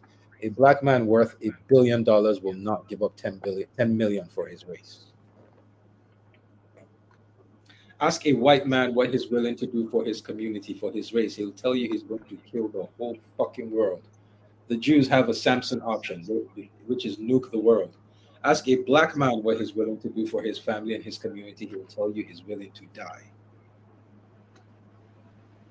which is the perfect symbiosis, if you ask me. So we basically see ourselves as expendable. They're willing to kill for their cause. We're willing to die for our cause. It's the perfect symbiosis. The only way black men are going to disrupt the symbiosis is we have to stop dying for our cause and start killing for it, just like the white man. I absolutely agree. Very, very reasonable position to take. I've said it in New York. Gang wars are still going on. One of the and right around COVID, one of the five mob bosses in New York City was killed in here in the Bronx, not far from my house, like a 10-minute walk from my house. He was gonna get a every morning he goes to get a McDonald's or he goes to get coffee at the Burger King or McDonald's, I can't remember. Every morning he goes there, he got killed by a blood. A random blood killed him. The Albanians paid him, and the blood who killed him and his friend were caught. He's now probably serving 25 to life, and he's there in prison fearing for his life because he thinks the Italians might come for him. And the Albanians who set that shit up have benefited. They don't give a fuck about that black dude. They're probably laughing, nigger, nigger, nigger. What I said in my podcast, I didn't say stop the violence. I said continue the violence. But what we need is our business class black men and our hood class black men to get together. Go kill all those Italians, but instead of handing it over to somebody else, let our lawyer and suit business class black men take it over. You're trying to tell me right now that there are an look at the Italian community in America, bro. They built Las Vegas. I remember when I first came to New York. I will never forget this. My first weekend out in New York, I went partying in the Lower East Side. Some Italian guy was being a bitch. He was acting a fool. I saw enough black people there, so I had this confidence. I stepped up to him. I was talking shit. I can't believe a black man pulled me aside and was like, "Yo, this is New York. You don't fuck with Italians." I asked him, "How many black people are there in New York? How many Italians are there in America?" There are more black people in New York City alone. We could make up the number of Italians in the whole United States of America, but somehow that small number of white men have scared the dog shit out of niggas. You don't May think? I ask a question? Go ahead, ask. Do you think the average black man knows what pasta lobster is? Like that whole trend? The average black man who uses the internet, yes. If they do not use the internet, no. Mm, mm. So the thing about I hate the most is when people say the internet is not real life. The internet is as fucking real life as it possibly gets. The internet Yes. just gives you the ability to say shit with nobody around you. It gives you this air of anonymity because you're just a singular nobody on the internet. The internet is real life as fuck. Let's not forget, Obama was the first president to use the internet to become president. Tell me the internet is not real life when Obama strolled into the fucking White House, rallying his voting bloc on the internet. First president to use So that. So, the average black man who uses the internet, you cannot escape that shit.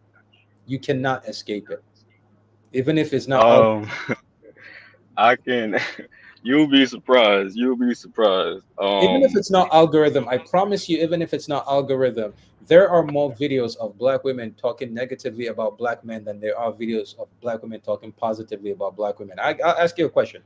Reddit is the biggest, whatever the fuck on internet, right? As far as I know, the biggest group where you find the biggest congregation of black women you will find on the internet is a Reddit group called Black Ladies or Black Ladies. That's one I know. Can you tell me of one group on the internet anywhere where black women congregate and speak positively of black men? Tell me of any oh place. no. Yeah, I Thank don't you. know. So there's no if you use internet, if you use the social media in any way, you cannot escape it.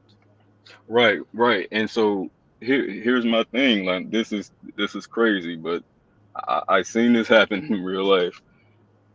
They I would point to examples like you just gave me, Mm. having these discussions to a black man, and they will literally interpret what they see a totally different way.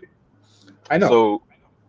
So, for example, I'll say I'll show them all these divestors going over here to white men. I'll point that out to a buddy of mine, and he'll look at that and say, "Oh, she's just with him for his money, nothing else. Just the money. It's not his white skin. It's not his power. It's he would tell himself she's with him for his money. And I hear you. hey, Can I say something? yeah,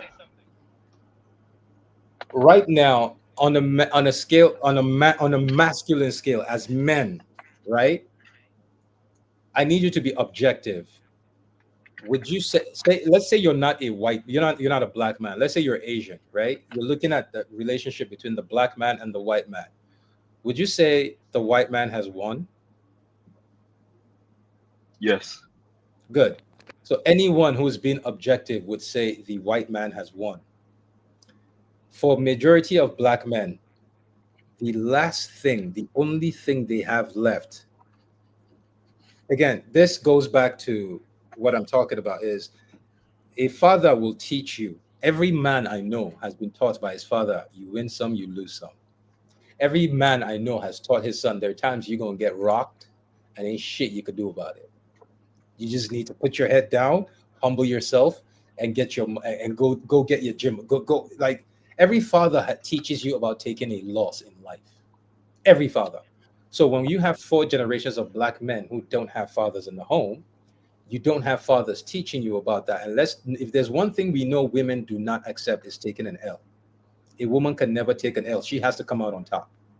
So four generations of fatherlessness has now created a group of black men that don't know how to take a loss. So any other group of black men. So what I'm trying to say here is with everything that's going on, the current group of black men we have right now, the only thing they have left is to lie to themselves because accepting the truth would mean they would have to acknowledge that we've lost, that the white man has won.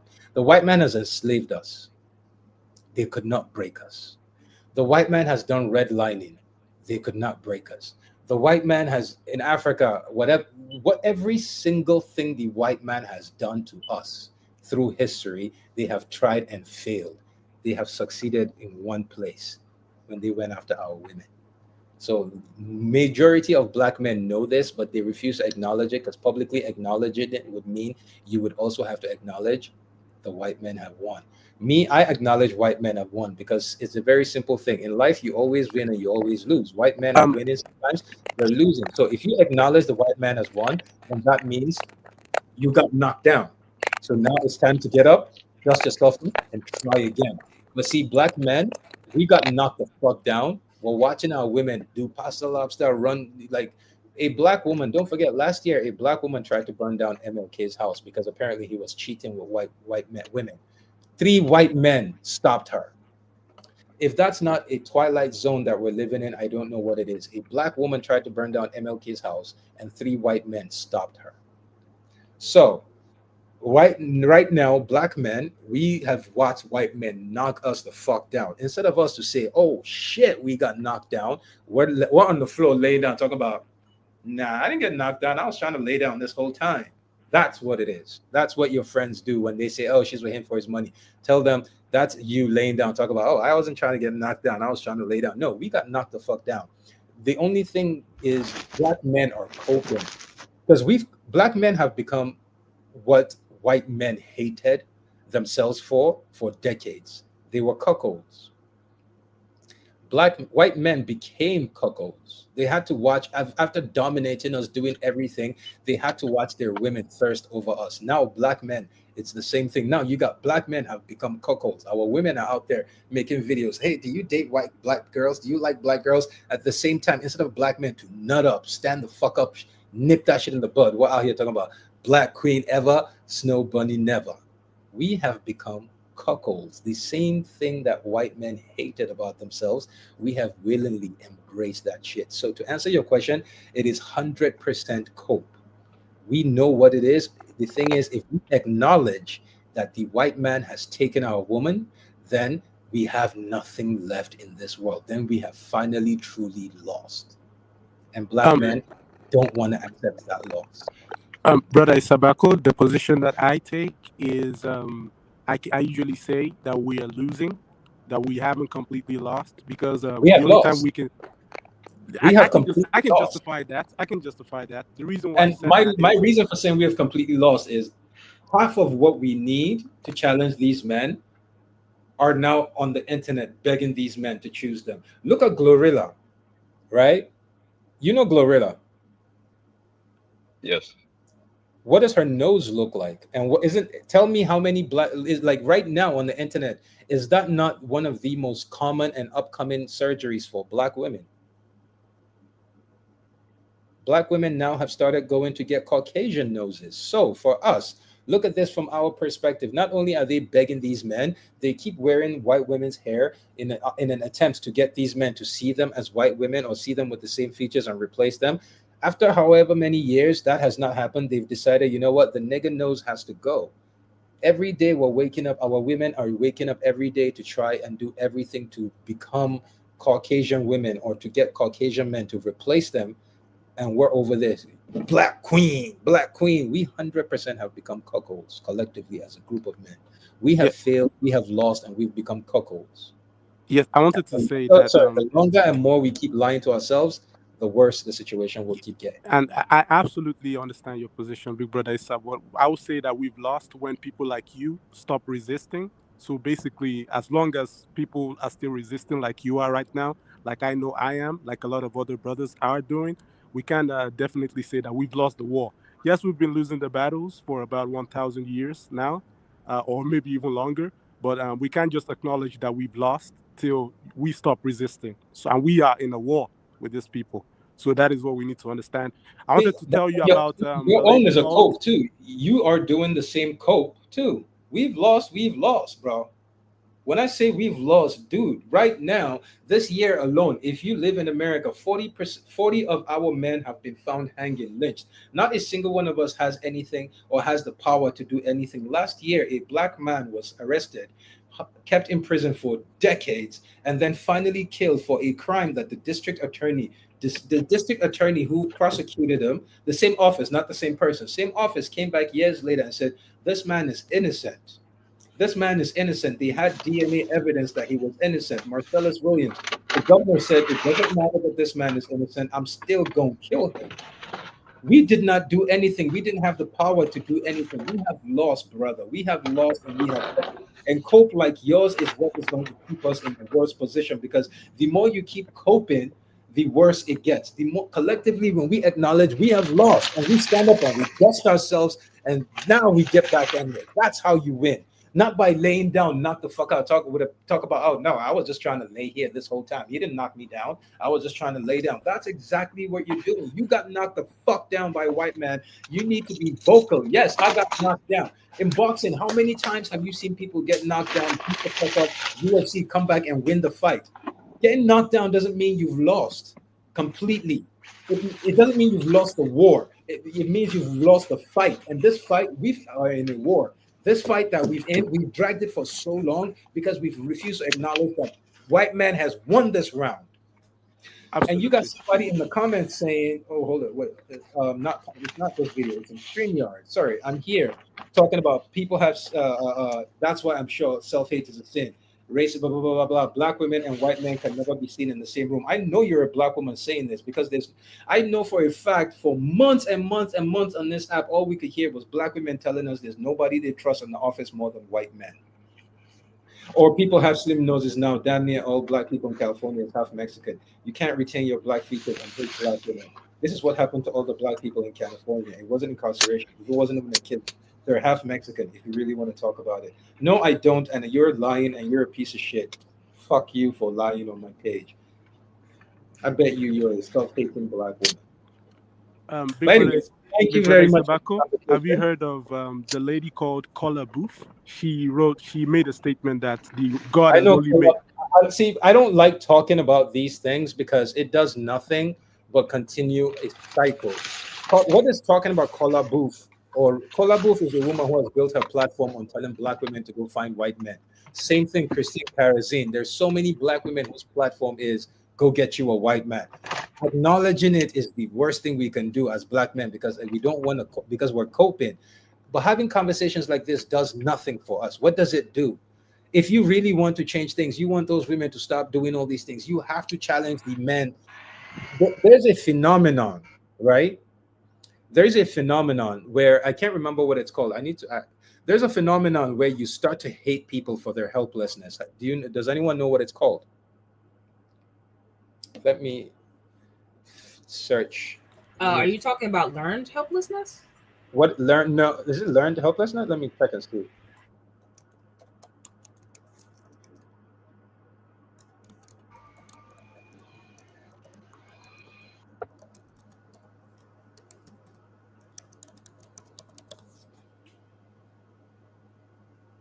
I know there's a name for it.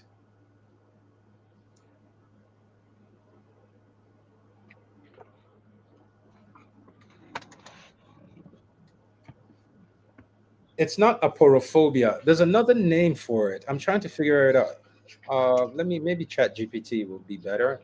Sorry about that. Give me a second. But what I'm saying is, this is an actual phenomenon. It's been tested. It's been checked. It's a psychological issue, right? Okay, so Chat GPT calls it scorn for vulnerability or contempt for weakness. Yeah, you did say that. In psychology, basically, you meet someone who's weak or who's in a bad situation, say like an enslaved person. It happened a lot during slavery. People come to the America or to the New World, they find a slave, the way slaves are being treated, they start to feel bad. They start to, they start to hate the slave master, like this, feel bad for the slave. After 6 months to a year, it, it changes. They start to hate the slave because it's like, get up, do something. Why are you not doing something? You start to hate them for their own helplessness. You start to get angry that they're not doing anything. You start to, I don't know. So, anyways, that situation exists, right? The reason I'm bringing this up is if we know for a fact that this phenomenon exists. So, I need you to look at the black. I'm not making an excuse. I'm just saying I need you to look at things from the black woman's point of view. Looking at the black man, she starts to hate the black man for the same helplessness that he has found himself in. The difference is the black woman was used to create that same black man that she now hates. That's one. Two, while the black woman has this contempt for the black man for his helplessness, you have to add an extra factor that the black woman is, um, what's the word I'm looking for? Is angry that that helplessness has put her in the position that she thinks she is. She thinks she's in the position she is because of the black man's helplessness.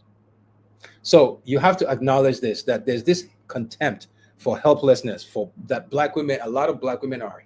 They don't want to acknowledge it. It's global. It happens to everyone. No one is unique from it. No one is above it. No one exempt from it. A lot of black women have the same thing: is they hate black men for the helplessness, for the situation that black men are in the United States of America under the thumb of the white man. And a lot of add an extra layer to it is a lot of black women believe that that helplessness is the reason for the situation that they are in. While alternatively, if that's why I asked the question earlier, Sade, if you remember, I asked you, how many black men do you know who are pro-black, who fight for black unity, who fight for black, who fight for the emancipation of black people that are married to black women? I asked you, and you couldn't give me an answer. And Yeah, honestly, because I told you all the black men that I knew. personally, I they can't were think of pro-black. one. The reason I'm saying this is not out of hatred, is because the more you start to learn, when you start to do what I'm doing, you start to learn so much. You start to learn, like there's a mental illness that was created by white people to excuse, not just to justify why black people were running away. They basically literally said that black slaves running away from slavery, it was a mental illness. The global community shunned that diagnosis, but it was used in America for a long time. And um, how am I? My point is, the more as a black man, the more you learn and learn and learn about American history, you start to learn the role of the black woman in it. You start to learn the role of the black woman in it, and then the more you learn the role of the black woman, and then you look up from your books or internet or whatever, and then you actually see the black woman in the real world, those that don't have negative experiences with black men but have inherited trauma from other black women, you start to see it. And then there's, like I said it, for like majority black men who want to fix the black community have this extreme contempt for black women because of the role the black woman has played in the situation we're in today, and her refusal to not only acknowledge the role but blame the black man for things that we had nothing to do. So a lot of black men who are pro-black, who are actively fighting for the black community, a lot of them cannot be with black women because they learned what it truly means. They learned the history. Like, did you know the what was it, the syphilis? And I don't know if you know this story of a time when they tested black Americans on syphilis. I mean, there's a name for it. The Tuskegee experiments. Yeah, the Tuskegee. I think there's a book about it called Medical Okay, did you Apartheid. know that the doctor behind the Tuskegee, whatever, his wife was a nurse and she was a black woman, and she was the one that suggested Yes, yes. using black people, and she was the one I knew who went about to that. Yes, recruit black people. Did you know that? absolutely. So yes, the man who injected STDs into black people and sent them back home to see the long-term effects of it. They were talking about the test, and a black woman who was a nurse, she suggested using black people, and she said they will trust her because she's black, and she went to go recruit black people. So when you learn this as a black Wow. pro-black, and you learn this shit, and you're like, you see this, you learn this, and then you watch black women go talk about, oh, black men, we out earn them, black men this, black men this. You learn pasta lobster. You hear black women saying this. You see books about black women, how to get a white man. How can you do all of that and then still go get one of them and then wake up next to them every day with the knowledge you now have? Absolutely. The reason why I brought up somebody like Carla Booth was because she made a statement that made me come to my own conclusion. And the statement she made was that has only ever made one mistake. Can you guess what she said? That Creating. God's one. Oh yeah, absolutely. That was what she I know, said. I know Carla Booth, but I know. there's so So many like her. There's so yes, many that I came support to a her. conclusion. I was like, my big fuck you to this whole society is I'm 27 and I'm never getting married to any of these people. Black women, white women. I'm not getting married to any of them. Just Me, if I'm get being away from me. honest, there's nothing. Ever since I was 17 was when my father remarried. No, I was 16 when he remarried. I was 17 when my youngest sibling was born, Mustafa. And I was almost 18 when he started getting old enough to be vocal. And at home, I smoke weed in my house. And growing up, I smoke weed in my house. I smoke weed in my bedroom, do all of that shit in my home. Because my house, the main house is detached from the boys section. So there's a whole section for my brothers and I, and the girls and my dad live in the main house. And I'm 17, almost 18 when my younger brother starts being vocal. And for some reason, I cannot explain why. No one can. He would wake up in the middle of the night, start crying, and he would start calling my name. So this was normal growing up when I was younger. I was a kid. Every night, I just knew we got to smoke up all the weed before 3 a.m. because at 3 a.m. my brother's gonna start crying, and I can't smoke weed with him in the room. So at 3 a.m. I'll be in my room and I'll hear a knock on the door. Like, it's routine at this point. I know what it is. I open the door. His nanny comes in with him. She has his whatever, his milk, everything, and I'm in there. Sometimes I have my friends that come over for sleepovers. The reason I'm sharing this story is ever since then, I realized one thing, that there's absolutely nothing that I desire on this planet like my own child. Um, I'm 42 years old right now. I am telling you with every fiber of my being, ever since I was like 25, I have actively been trying. The only reason I don't have children today is because there's nothing my biggest shame, my biggest fear is going home and telling my family I have a child out of wedlock. Like, I still come from, I'm Hausa, from Nigeria. I still come from a community where public shame is a thing. So if people found out right now that I had a child out of wedlock, my siblings, my cousins, my dad, my family members, that they will use me and my bastard child as an insult for my family members for the next decade. My sister and would get in an argument with someone. She'd be like, "Shut the fuck up, with your brother over there with his bastard child," and she just won the conversation. She just won the argument. She just won the argument. Shut the fuck up, your brother got a bastard. She just won the argument. My dad could be getting into it with someone. He will tell him, "Shut up, go and take you useless man. You don't even not take care of your family. Your children out there having children out of wedlock." He just won the fight. So I would never put my parents or family members in a position that someone will use me to shame them. That's my biggest fear. That's the only reason I don't have a child, because I am not married. And when it comes down to marriage, I am telling you this now as a 42-year-old. I have only had 4 women in my entire life have an honest, serious conversation with me. None have been black. I have tried everything. I have been seeking. I think at this point is desperately seeking a black woman to get married to have children with, to start a family. I want to so desperately.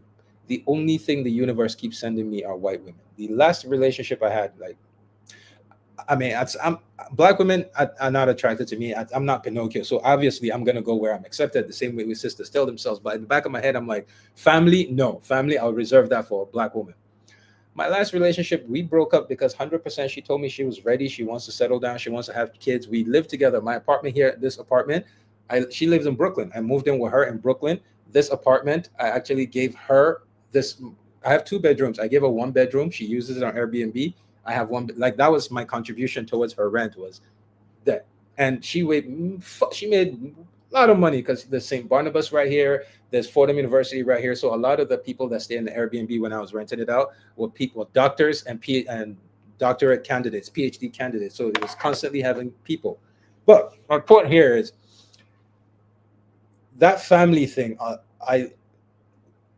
Homegirl said it. She has spoken to a lot of black women who have said yes, they want to have kids, but they don't want to get married. So my fear for longest, wallahi, I won't lie, I spent almost 5 years being so afraid that I either get with a white woman and have children, or I'll never have children. If I keep waiting for black women, I'll never have one.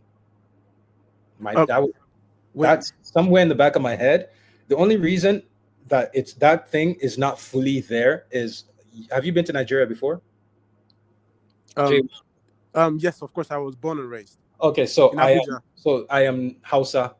So if you know anything about northern Nigeria, Hausa women are still not as, like, the Hausa is a little, northern Nigeria is still different. So in the back of my head, right, I still have this tiniest bit hope that sometime, I've given myself to 45, right? Sometime between now and 45, I'm going to pack my shit. I'm going to go home and there will be arranged marriage. I will find a beautiful, lovely black African woman who cherishes black men. Like, if I did not have access to that, I swear to God, I would have had a white woman somewhere in there with my biracial kids running around.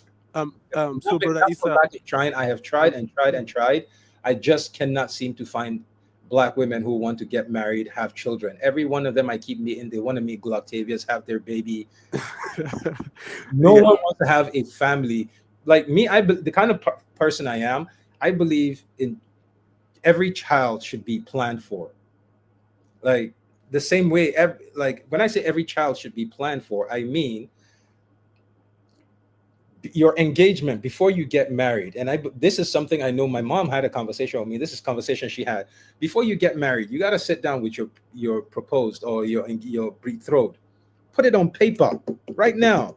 Sade, you're listening. Put this in paper, the man you're talking to. If you're talking, he says, "Oh, I want 5 kids." Be like, okay. What is the cost? Go to Google. What is the cost of raising a child on average in America? Let's say Google says the average cost is 40,000. You're going to say, you know what? I want my child to have a good life. So a child is going to have to be 60,000. So at 60,000, you want 5 kids.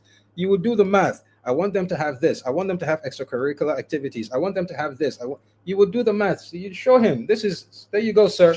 This is how much money you need to make if you want them 5 kids. Between year 1 and year 2, you got to make this. But yet by year 10, now you want the 5 kids? I'll give it to you. But this is how much you got to make. We have to plan for these kids. We will give them a fucking great life. It shouldn't be, yo, what's up? What you doing? What you doing? Blah, blah, blah, blah. All right, come through. I got weed. All right, blah, let's go party. And then boom, boom, boom, Henny and back shots. And then next thing you know is, baby, I'm pregnant. That's how 80% of our kids were born. Henny and Oh Best. yeah, I agree. It's a huge issue in the black community, and I'm Henny glad and that Best. even No some black fun. women are starting to wake up and say no.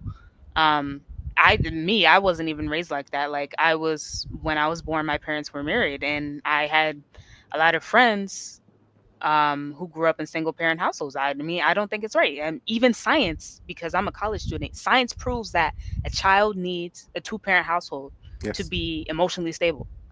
Like Not it's literally science. growing up, I would say 80% of 85% of the kids of my friends came from two parent households.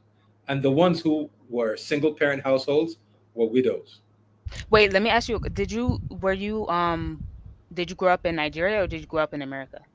I grew up Nigeria, United States, and dad traveled a lot. But so, Okay. you know what? I will just go with Nigeria. Let's just go with Nigeria. Yeah. Yeah, Nigeria. because I feel like that's why you knew so many people who like who had both Oh parents in yeah, the I US definitely wasn't. because So I left. I was born here in America, and I left America when I was, I think, a year old. If I'm not, I don't know. I was a tiny. I was a baby. I left America as a baby. All I know is I was born here, but I did not come back here till I was 20 years old. So between and yeah, birth. my last comment was just I that thing that you said where like you had difficulty finding a black woman, like like earlier I was saying like even like my cousin too, she had some difficulty finding a black man until she ended up going back home, and maybe it might be that way for you or No, maybe me as the well. I truth have no is, idea. I'm sorry. The truth is, there are more available, eligible black men. But I think we've established that the way a lot of our women look at us, because of the way white men have made you look at us, you see a vast majority of eligible black men, and they're just not good enough. Okay, A lot I see of what you're black, saying. I see a what you're lot saying. of black women believe that black men are beneath them. So when they see an eligible black man, he's not even an option That is because correct. That is correct. yeah. So there are 53% of us die without kids, and we make up highest number of stepfathers than any group of men in the world. That means a vast majority of black men are good enough to take care of Pookie and Ray Ray's kids. They're good enough for black women to settle down with them and give them other kids to raise, but not good enough for them to give them children. I don't even talk to women with kids with from a different uh man. I don't speak to them. So I wanted to ask you, brother Issa, so you're not necessarily opposed to black men sleeping and marrying white women. You're not like opposed to that at all. I'm opposed to procreate. I mean, the thing is, at some point I used to be very opposed to it till I came to an honest realization. Look, man, we're human. We're social creatures. We're meant to mingle. We literally were made to couple. We're social creatures that were meant to, like, when you see what every other group looks like outside of the West, you see families, extended families have one house.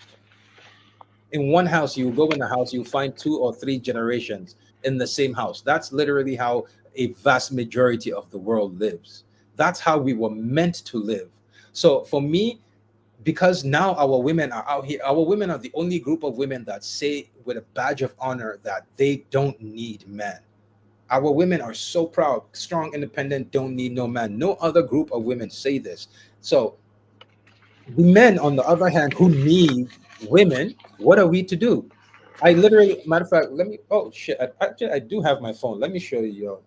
I made a joke on my TikTok, which is very, very funny. We're having this conversation right now because this video keeps going around. There's a trend on TikTok about the man that traumatized me. So I did the same thing, and I'm gonna show you guys mine. God is great. So I don't. Okay, so you can see. You see, this is the trend. It's an AI image. It says me and the woman who traumatizes me. So in the next clip, they usually show a real person, and in my next clip, I said Pamela. No one got the joke. No one got the joke. So the joke is there's no girl, and I masturbate a lot because I'm single. I have no one traumatizing me. That was the joke. But no one got the joke. But That was funny. basically, that's what I'm trying to say is we are social animals. We're not meant to be alone. We're meant to be around someone. And our women are saying strong, independent, don't need no man. Come on, at some point, you either masturbate to death or you go find love somewhere Yeah, else. yeah. I'm not opposed to maybe black What men I'm getting with. opposed to though No, no, is other no, I'm demographics. just saying this. White What I women am opposed particularly to is my is problem. I don't them. procreation. What I'm opposed to is procreation. So I'm Oh being yeah, yes, honest, because right? it causes a lot of confusion. Yeah, the whole genetics and all of that. Because me, my mindset is at 45.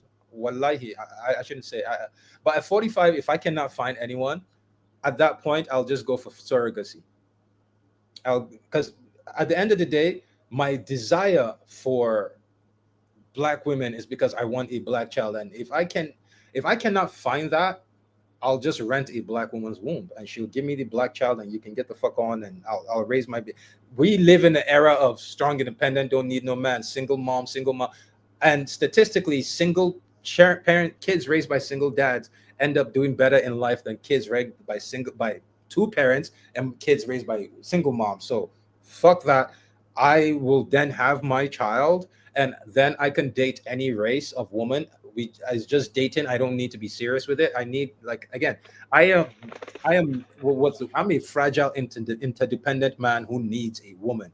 What I'm looking for as in a black woman is a fragile interdependent woman too who is looking for a man.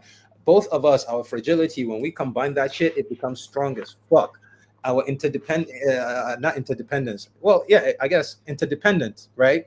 Not dependent, but interdependent is I'm dependent on her on some things. She's dependent on me. Once we come together, boom, we're a unit. And then I need a woman. She needs a man. We come together. That's what I'm looking for. But if I cannot find that, I am absolutely okay going with surrogacy, having my black baby, and then continuing to date.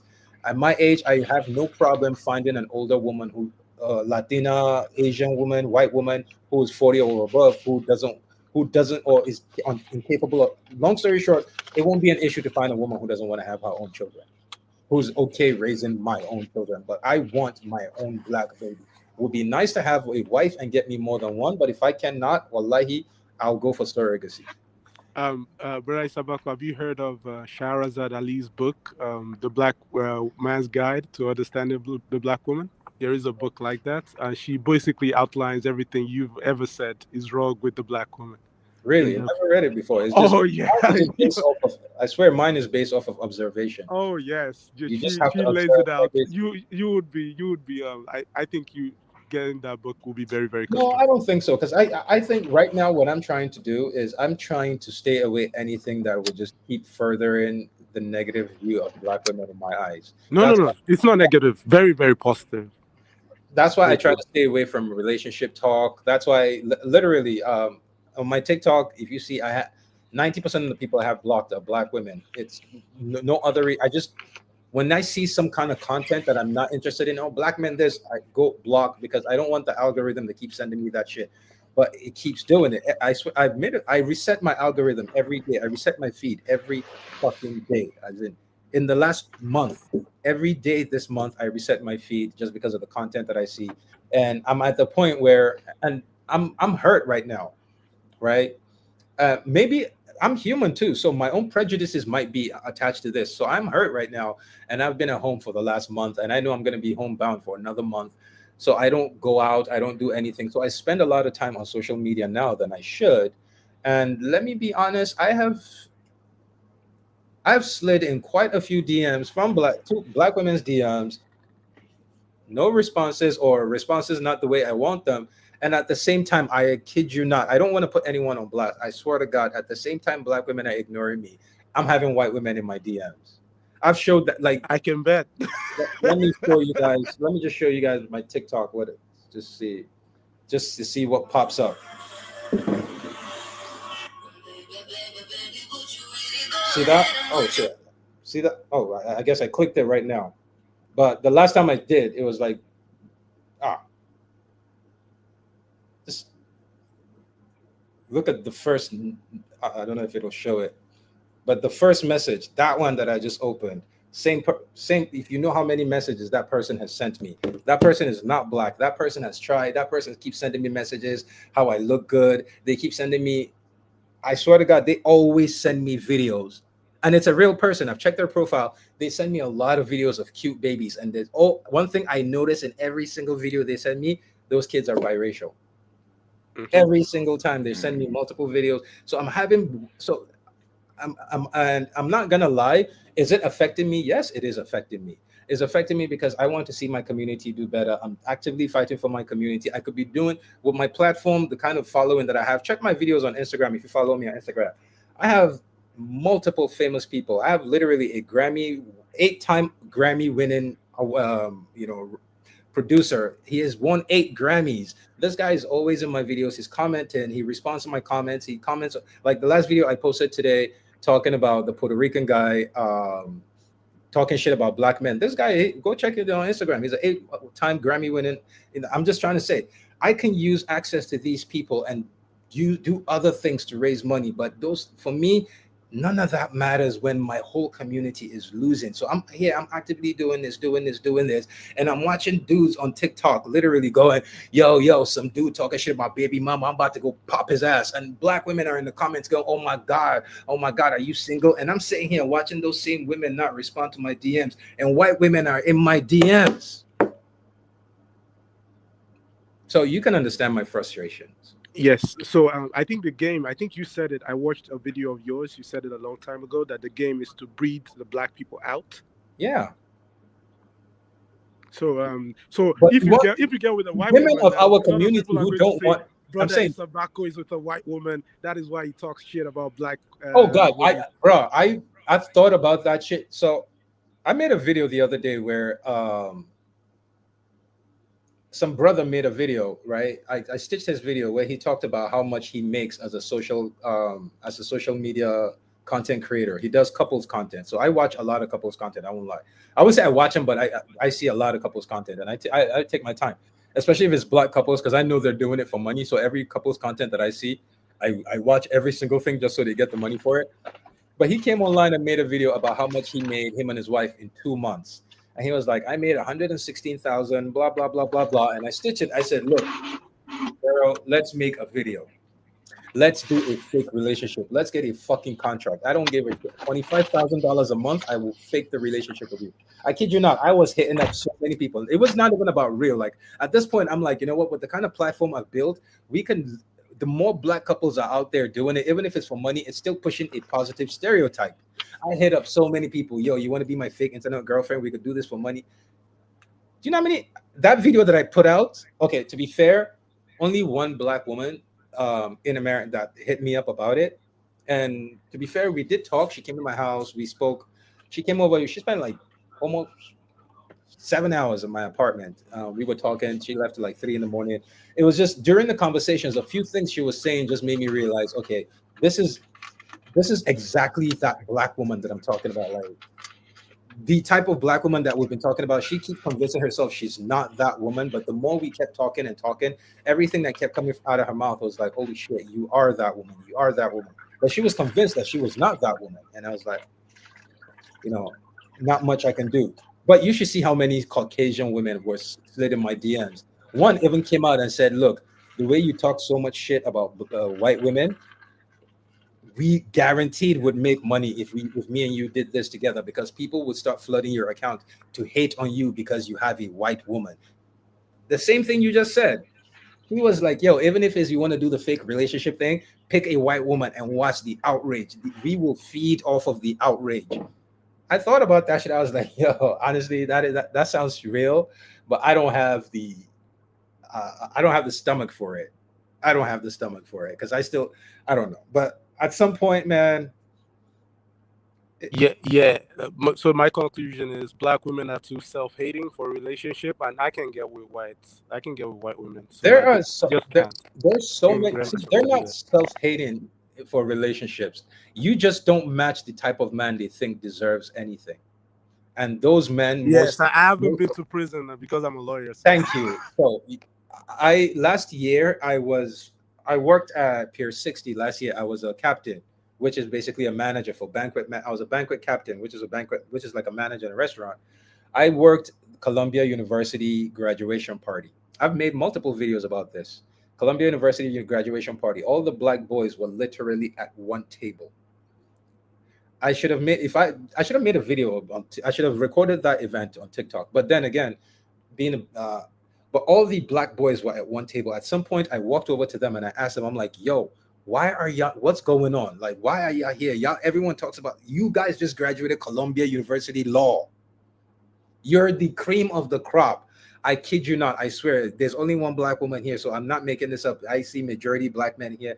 Wallahi, I asked these guys, and every last one of the boys in there told me that in while they were in school, every last one of them tried to shoot their shot at every single black girl that they were in school with, and every single one of those girls shut them down because they were chasing the white boys. And in that, you could see it. The black girls were dancing with all the white boys and all of that. And I'm sitting there thinking, if this is anything like our past history, at some point when these ladies start to hit 28, 29, they would realize that none of these black men take white men take them seriously. A vast majority of these white men were just trying to get their rocks off. They were just trying to check that black girl off off their record. And at this point, she's now jaded. And that, bruh, I went through a moment.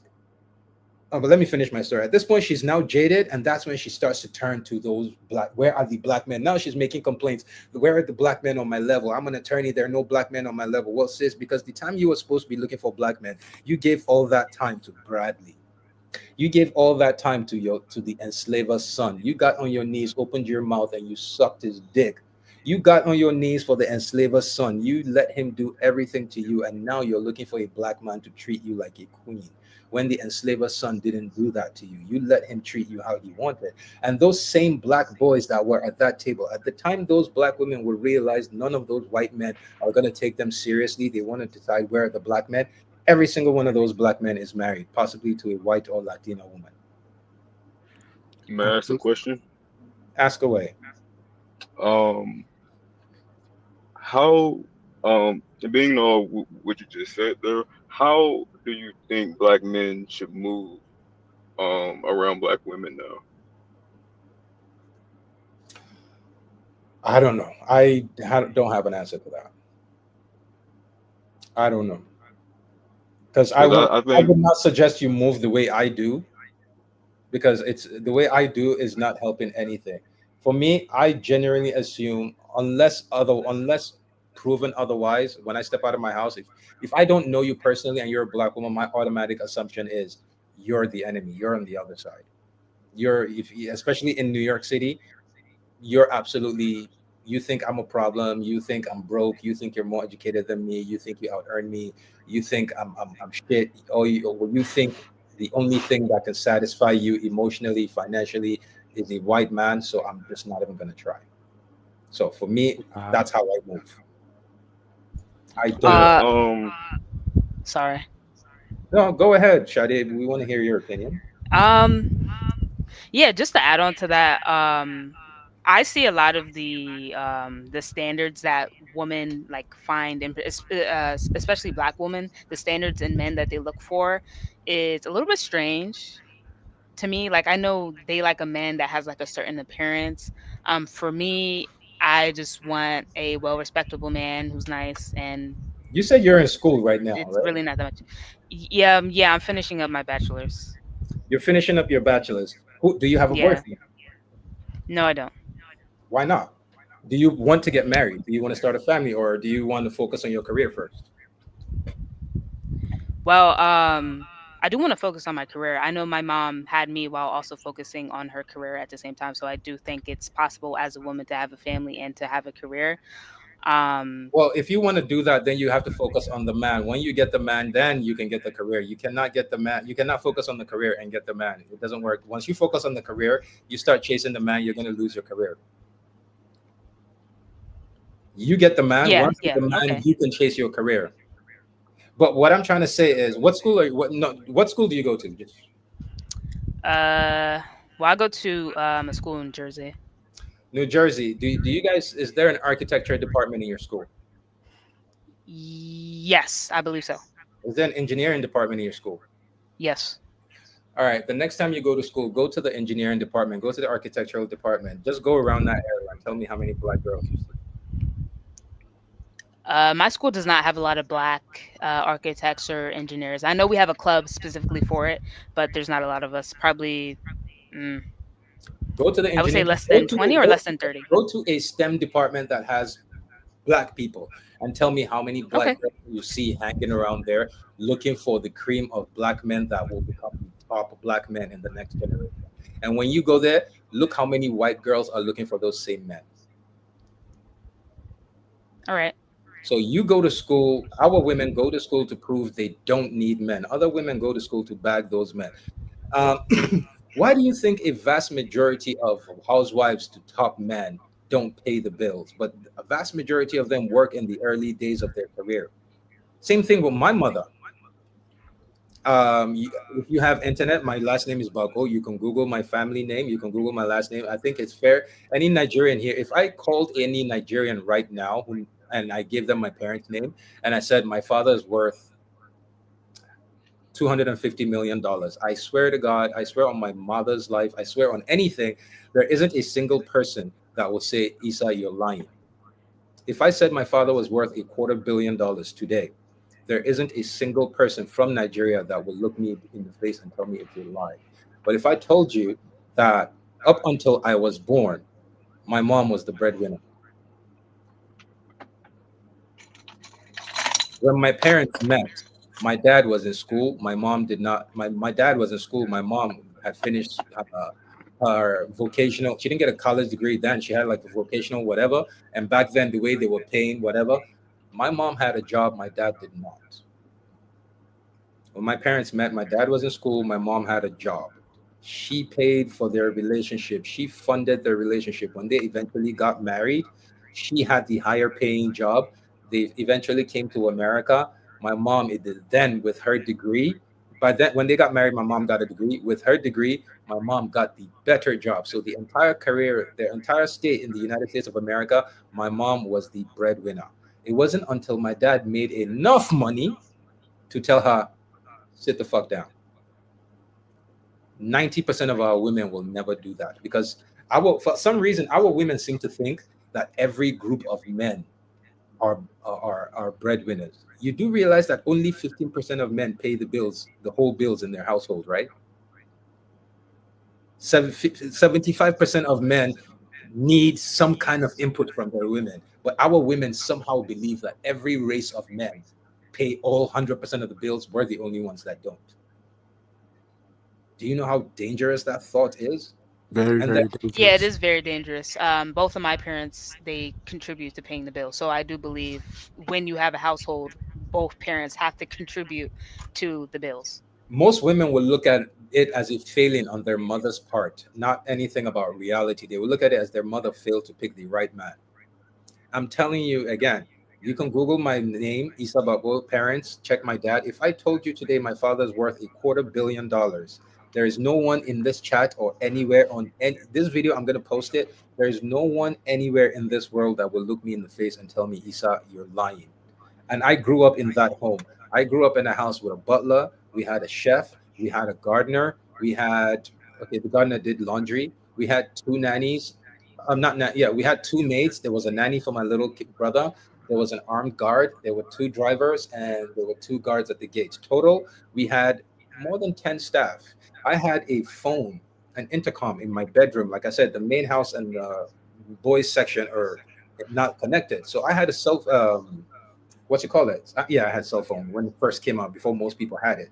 But I had an intercom in my bedroom, and like I said, I always my friends would come over, would spend the night, would smoke weed all night, blah blah blah. I used to go to sleep at like 6, 7 in the morning, and every day at like noon, 1 p.m., I'll get a phone call. It's routine at this point. Every weekday, I'll get a phone call. I'll pick up the intercom. Lunch is ready, and I'll like send it to my room, and I'll hang up. I know within a few minutes, I'm getting a knock on the door. I open the door. It's the butler with the food. I collect the tray, or sometimes I just open the door. They put it down, and they walk out. I go back to sleep. Wake up later, eat my food, smoke weed, shower, go do my thing. The maid goes in my room later to get the plate because you never leave the plate overnight in my room. If you do some shit like that, you would get fired. She gets the plate, she takes it into the main house. In my family, there's a rule: even if you're dead, you got to be at home for dinner. So everybody sits together and eat for dinner. I grew up in extreme wealth. I had two horses that my dad bought me, on, not because of anything, because We agreed if I went to school and did not get in trouble, I would get anything I wanted. And at that point in my life, I was what, 15. I didn't know what I wanted to do. I didn't know what I wanted to be. I was trying to figure out if I wanted to be a jockey or if I wanted to play polo. I didn't know. So when I came back from school, no trouble. I'm like, yeah, you got to live up to your promise. He said, yeah, I'll get you the horses. I told him, all right, this is what I want. I want one Argentine and one Arabian. Arabian horses are good. They're weighty, and Argentine horses are pretty stocky. They're good for polo. So I had two horses. I enjoyed my summer with my horses. I went to school the next term, semester, term, you want to call it. And within 2 weeks, I got in trouble, and my dad sold the horses. So I grew up around extreme wealth. All my friends grew up around extreme wealth. I never had to worry about money growing up. I never had to worry about any of this. And every single one of my friends, I kid you not, all my friends, except the like families like the Dentatas and the Dangotes and the Isiaka Rabius, like I know a lot of rich, wealthy, generational families in Nigeria. If you take those people away, every single person that I know whose family is in the same socioeconomic group as my father, literally not a single, every single one, both their parents met when they were broke and the mom contributed until at least the second or third child was born. Every single one. When I say every single fucking friend that I had growing up who was in the same socioeconomic circle or group that my parents were, that grew up in the same lifestyle that I grew up in, and I mean this, every last one. Look at my family history. I grew up as a baby, not even baby, when I was in primary school in Nigeria. I used to go to a school in Lagos called Command Children's School, Bonny Camp. The car that used to come pick us to take us to school, then my father was like a captain, and he was a captain and then a major. It was a car. It was a military car with a star on it. It belonged to a one-star general named Abacha.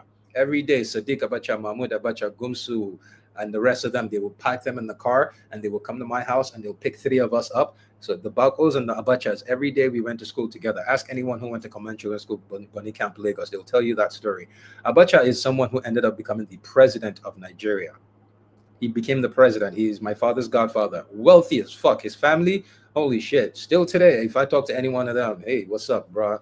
You pay. Can you solve financial? I got financial problems. That's how much they got it. When Abacha met his wife, broke as shit. She was the rich one. And then I grow up, and then I come to America, and it's complete. And then the black woman refuses to give the black man an opportunity to get to that point.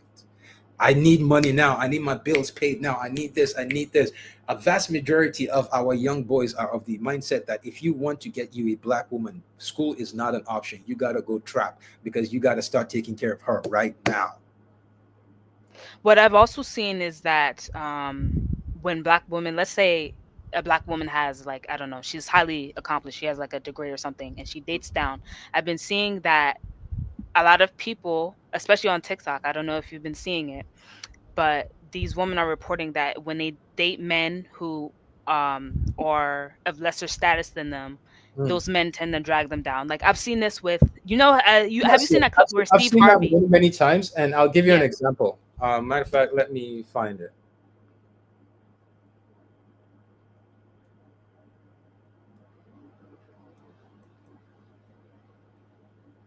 Like, you know what I'm talking about, specifically about I like know what when you're Steve talking about. Harvey And warned. when Yeah. I say, again, when black women talk about black men, they're not talking about the regular black men.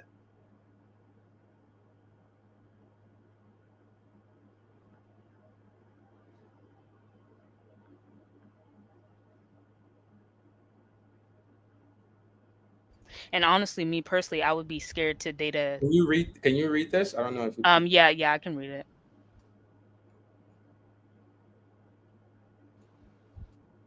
So that woman was a top lawyer. If I'm not mistaken, she was in the top 10 attorneys in Atlanta. She got killed by her boyfriend. That was a black woman. That's when black women say dating down, that's who they mean. Her boyfriend killed her a year after he got out of prison, and he lived with her. Do you know why he killed her? He was driving by in her car. Apparently, he was driving by in her car, and he saw her at a lunch date. He saw her sitting across from another man at lunch having a business meeting.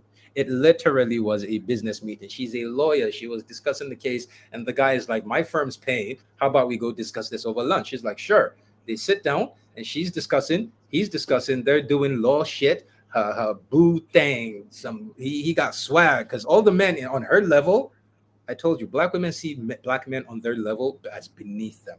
So all the men on her level, all the attorneys on her level were absolutely beneath her. So when black women say they date down, they're not dating. It's not a black woman who's an executive at a bank dating a man who's a cashier at a bank. She's not dating a manager at a bank. She's not dating an assistant manager at a factory. She's not dating a manager at McDonald's. When black women say they date down, they're dating Gloctavius and Taquan. Yeah. Right. Yeah. So, but when they say that, Yeah. they don't acknowledge that it's Gloctavius and Taquan. When they say it with the image to everybody else that when they date down, she was a top lawyer. She was dating a junior associate at another law firm. That's the image everybody else starts to have. Oh, black woman who's a top lawyer was dating down. She was probably dating a banker, or he was an associate lawyer, or he was this. No, he was Gloctavius Ray Ray. He had swag, he had guns, and nobody fucked with a shorty because he was about to pop shit off. And those are the those are the men that black women go after. Who's from here that say you from New Jersey, Sade? During Obama, was it Obama? No. During Trump's tenure, there was a New Jersey congresswoman or councilwoman that got in trouble because of a hood nigga boyfriend, baby daddy. Her boyfriend, she kept getting him contracts and this and that and this and that. And this nigga was from the block. He came straight out of prison, dating a congresswoman, and she was state congresswoman, and she was hooking him up with everything till she got in trouble. You're trying to tell me there are no black attorneys available for a black state congresswoman? There are no black doctors. There are no black bankers. There are no nothing. She had to go find Gloctavius from jail. Brother Isabako, there is currently a movement where I think I know maybe you've seen this report before. Black women actively go into prison to look for husbands. I told her about this. Go right now on TikTok. Right now, go search prison talk. In 1 hour, you're on prison talk. You will see black women donate more than $1,000 to those guys. You'll see them. They'll come. I mean, look at Sky Jackson, literally perfect example. Yeah, thank you. Perfect example. Sky Jackson, of all the men that she found, she saw a mugshot of a man named Yerky, and she goes, "That I have to give that man children." to call that backward is an understatement. So when our women talk, that's who they're talking about. But everybody else has the impression that they're talking about me and you. They're not. They're talking about Yerky. So now I need you to imagine Yerky, right? And Sky Jackson. Right now, there is a young black man somewhere. He's either a lawyer junior at a law firm or maybe Goldman Sachs somewhere. He is putting in hours. He is putting in hours, almost 80, 90 hours a week. Do you know what this man is doing all of this shit? Sometime in the next decade, when Sky Jackson has grown up and has matured, she's gonna go find that man who's putting in the hour, who's in his office right now. He's in his office right now, drinking Red Bull right now. He's in his office trying to make those numbers so that he can achieve something. In 10 years, the only thing he'll be good for is being Yerky's stepson, their son's stepfather. That's what black men do. That's what a vast majority of us are. So that's why all these conversations that I have today, I didn't want to, but I'm glad we did, I guess, to just kind of get it out the way. That's why I don't like having conversations about, because what is the option for us? The only options for me, the way I see it is, and another thing I wanted to say is, black women, this is something to know. Black women love men who traumatize them. Who are the two groups of men that black women love the most? Hood niggas and white men. And who are the two groups of men that assault and traumatize and villainize black women the most? Hood niggas and white men. White men systematically, hood niggas beat the dog shit out of black women. So the rest of us, if we cannot challenge white men and we want to take our black women back, we have to turn villains. We got to start slapping the shit out of them every day, and that's what will turn them back. I'm sorry to say, we got to start acting like hood niggas. We got to start smacking them. We got to start punching them. We got to start mistreating them, and that's what will bring them back to us. Treating black woman with love will make her. How many times have you seen a black woman say, "He treated me nice. I didn't know what to do. There was chaos." If there's no chaos, the relationship ain't okay. So a lot of black men who even have their shit together try dating a black woman and we get broken up with because there's no chaos in the relationship because it's boring. Healthy relationships are boring to our women. So we got to turn into those men to get our women back, or we got to challenge white men to get our women back. It's either that or we run and go to another group of women. And I don't support that because going to another group of women, all we're doing is creating another biracial class. Hmm. So what is the option? Do you see how cooked we are right now in America? So the answer to all our dilemma has always been in the hands of the black woman, right here, like this. It's always been like this. So the only thing needed for Black America to fix itself is black women just need to take off that fake hair, stop twerking, stop having kids, be like, you know what? Yeah, the invisible black men who end up being fathers, stepfathers, start picking them early and stay with them. And Um, that's it.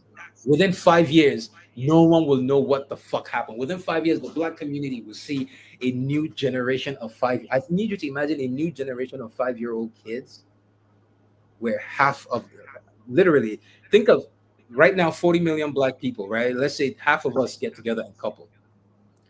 Half of us. So in the next generation, half of the black community are raised in two-parent households where are being taught morals. And not just morals. You're teaching your kids to shame those who don't have morals, and if shaming doesn't work, cut them off. There's a video. I'll find it. I'll make a video about it. It's. I saw it on Instagram. It said a boy with a father in the home versus a boy without a father in the home. It was two young boys playing, shooting the music video.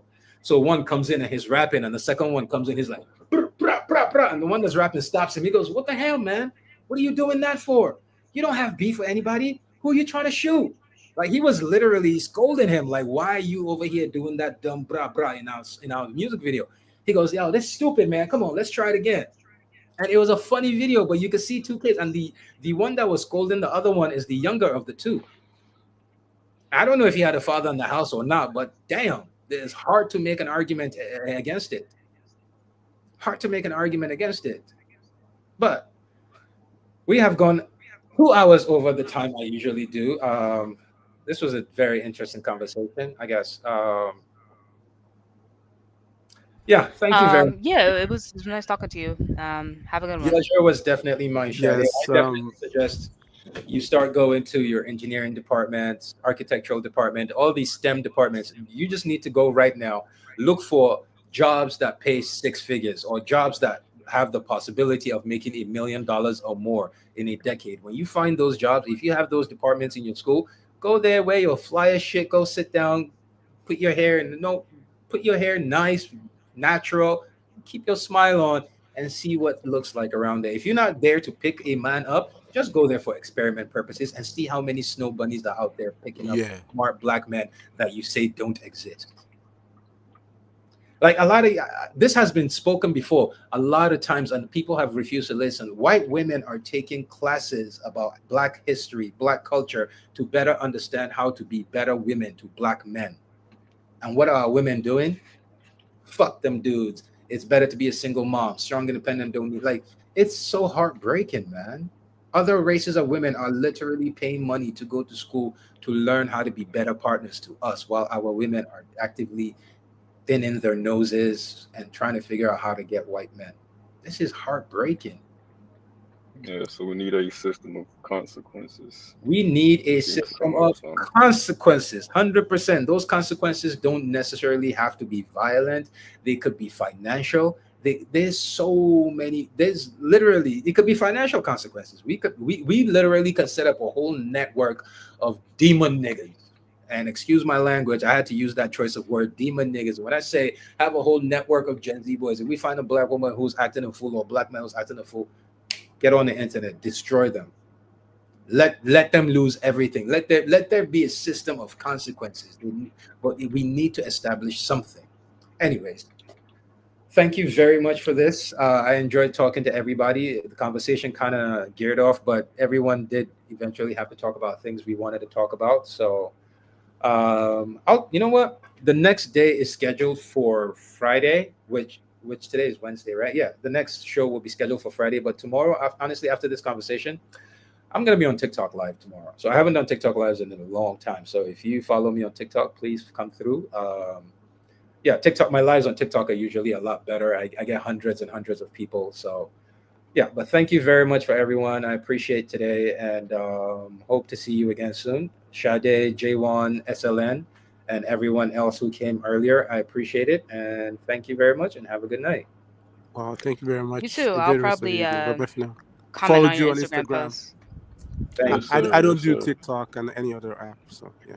Oh, well, I don't know. I want to say you should, but so that's one of the things about consequences. Like TikTok, the reason a lot of black people are not on TikTok is because of the algorithm and how biased it is. And my thing is, instead of us avoiding it, how about we start a class action? Like if TikTok has to break out 100 million to pay 30 or 40 people, they're they won't look forward to doing it again. We consequences we just have to establish a system of consequence. Anyways, thank you everyone, and hopefully see you on Friday or tomorrow on TikTok. Yes, sir. Is there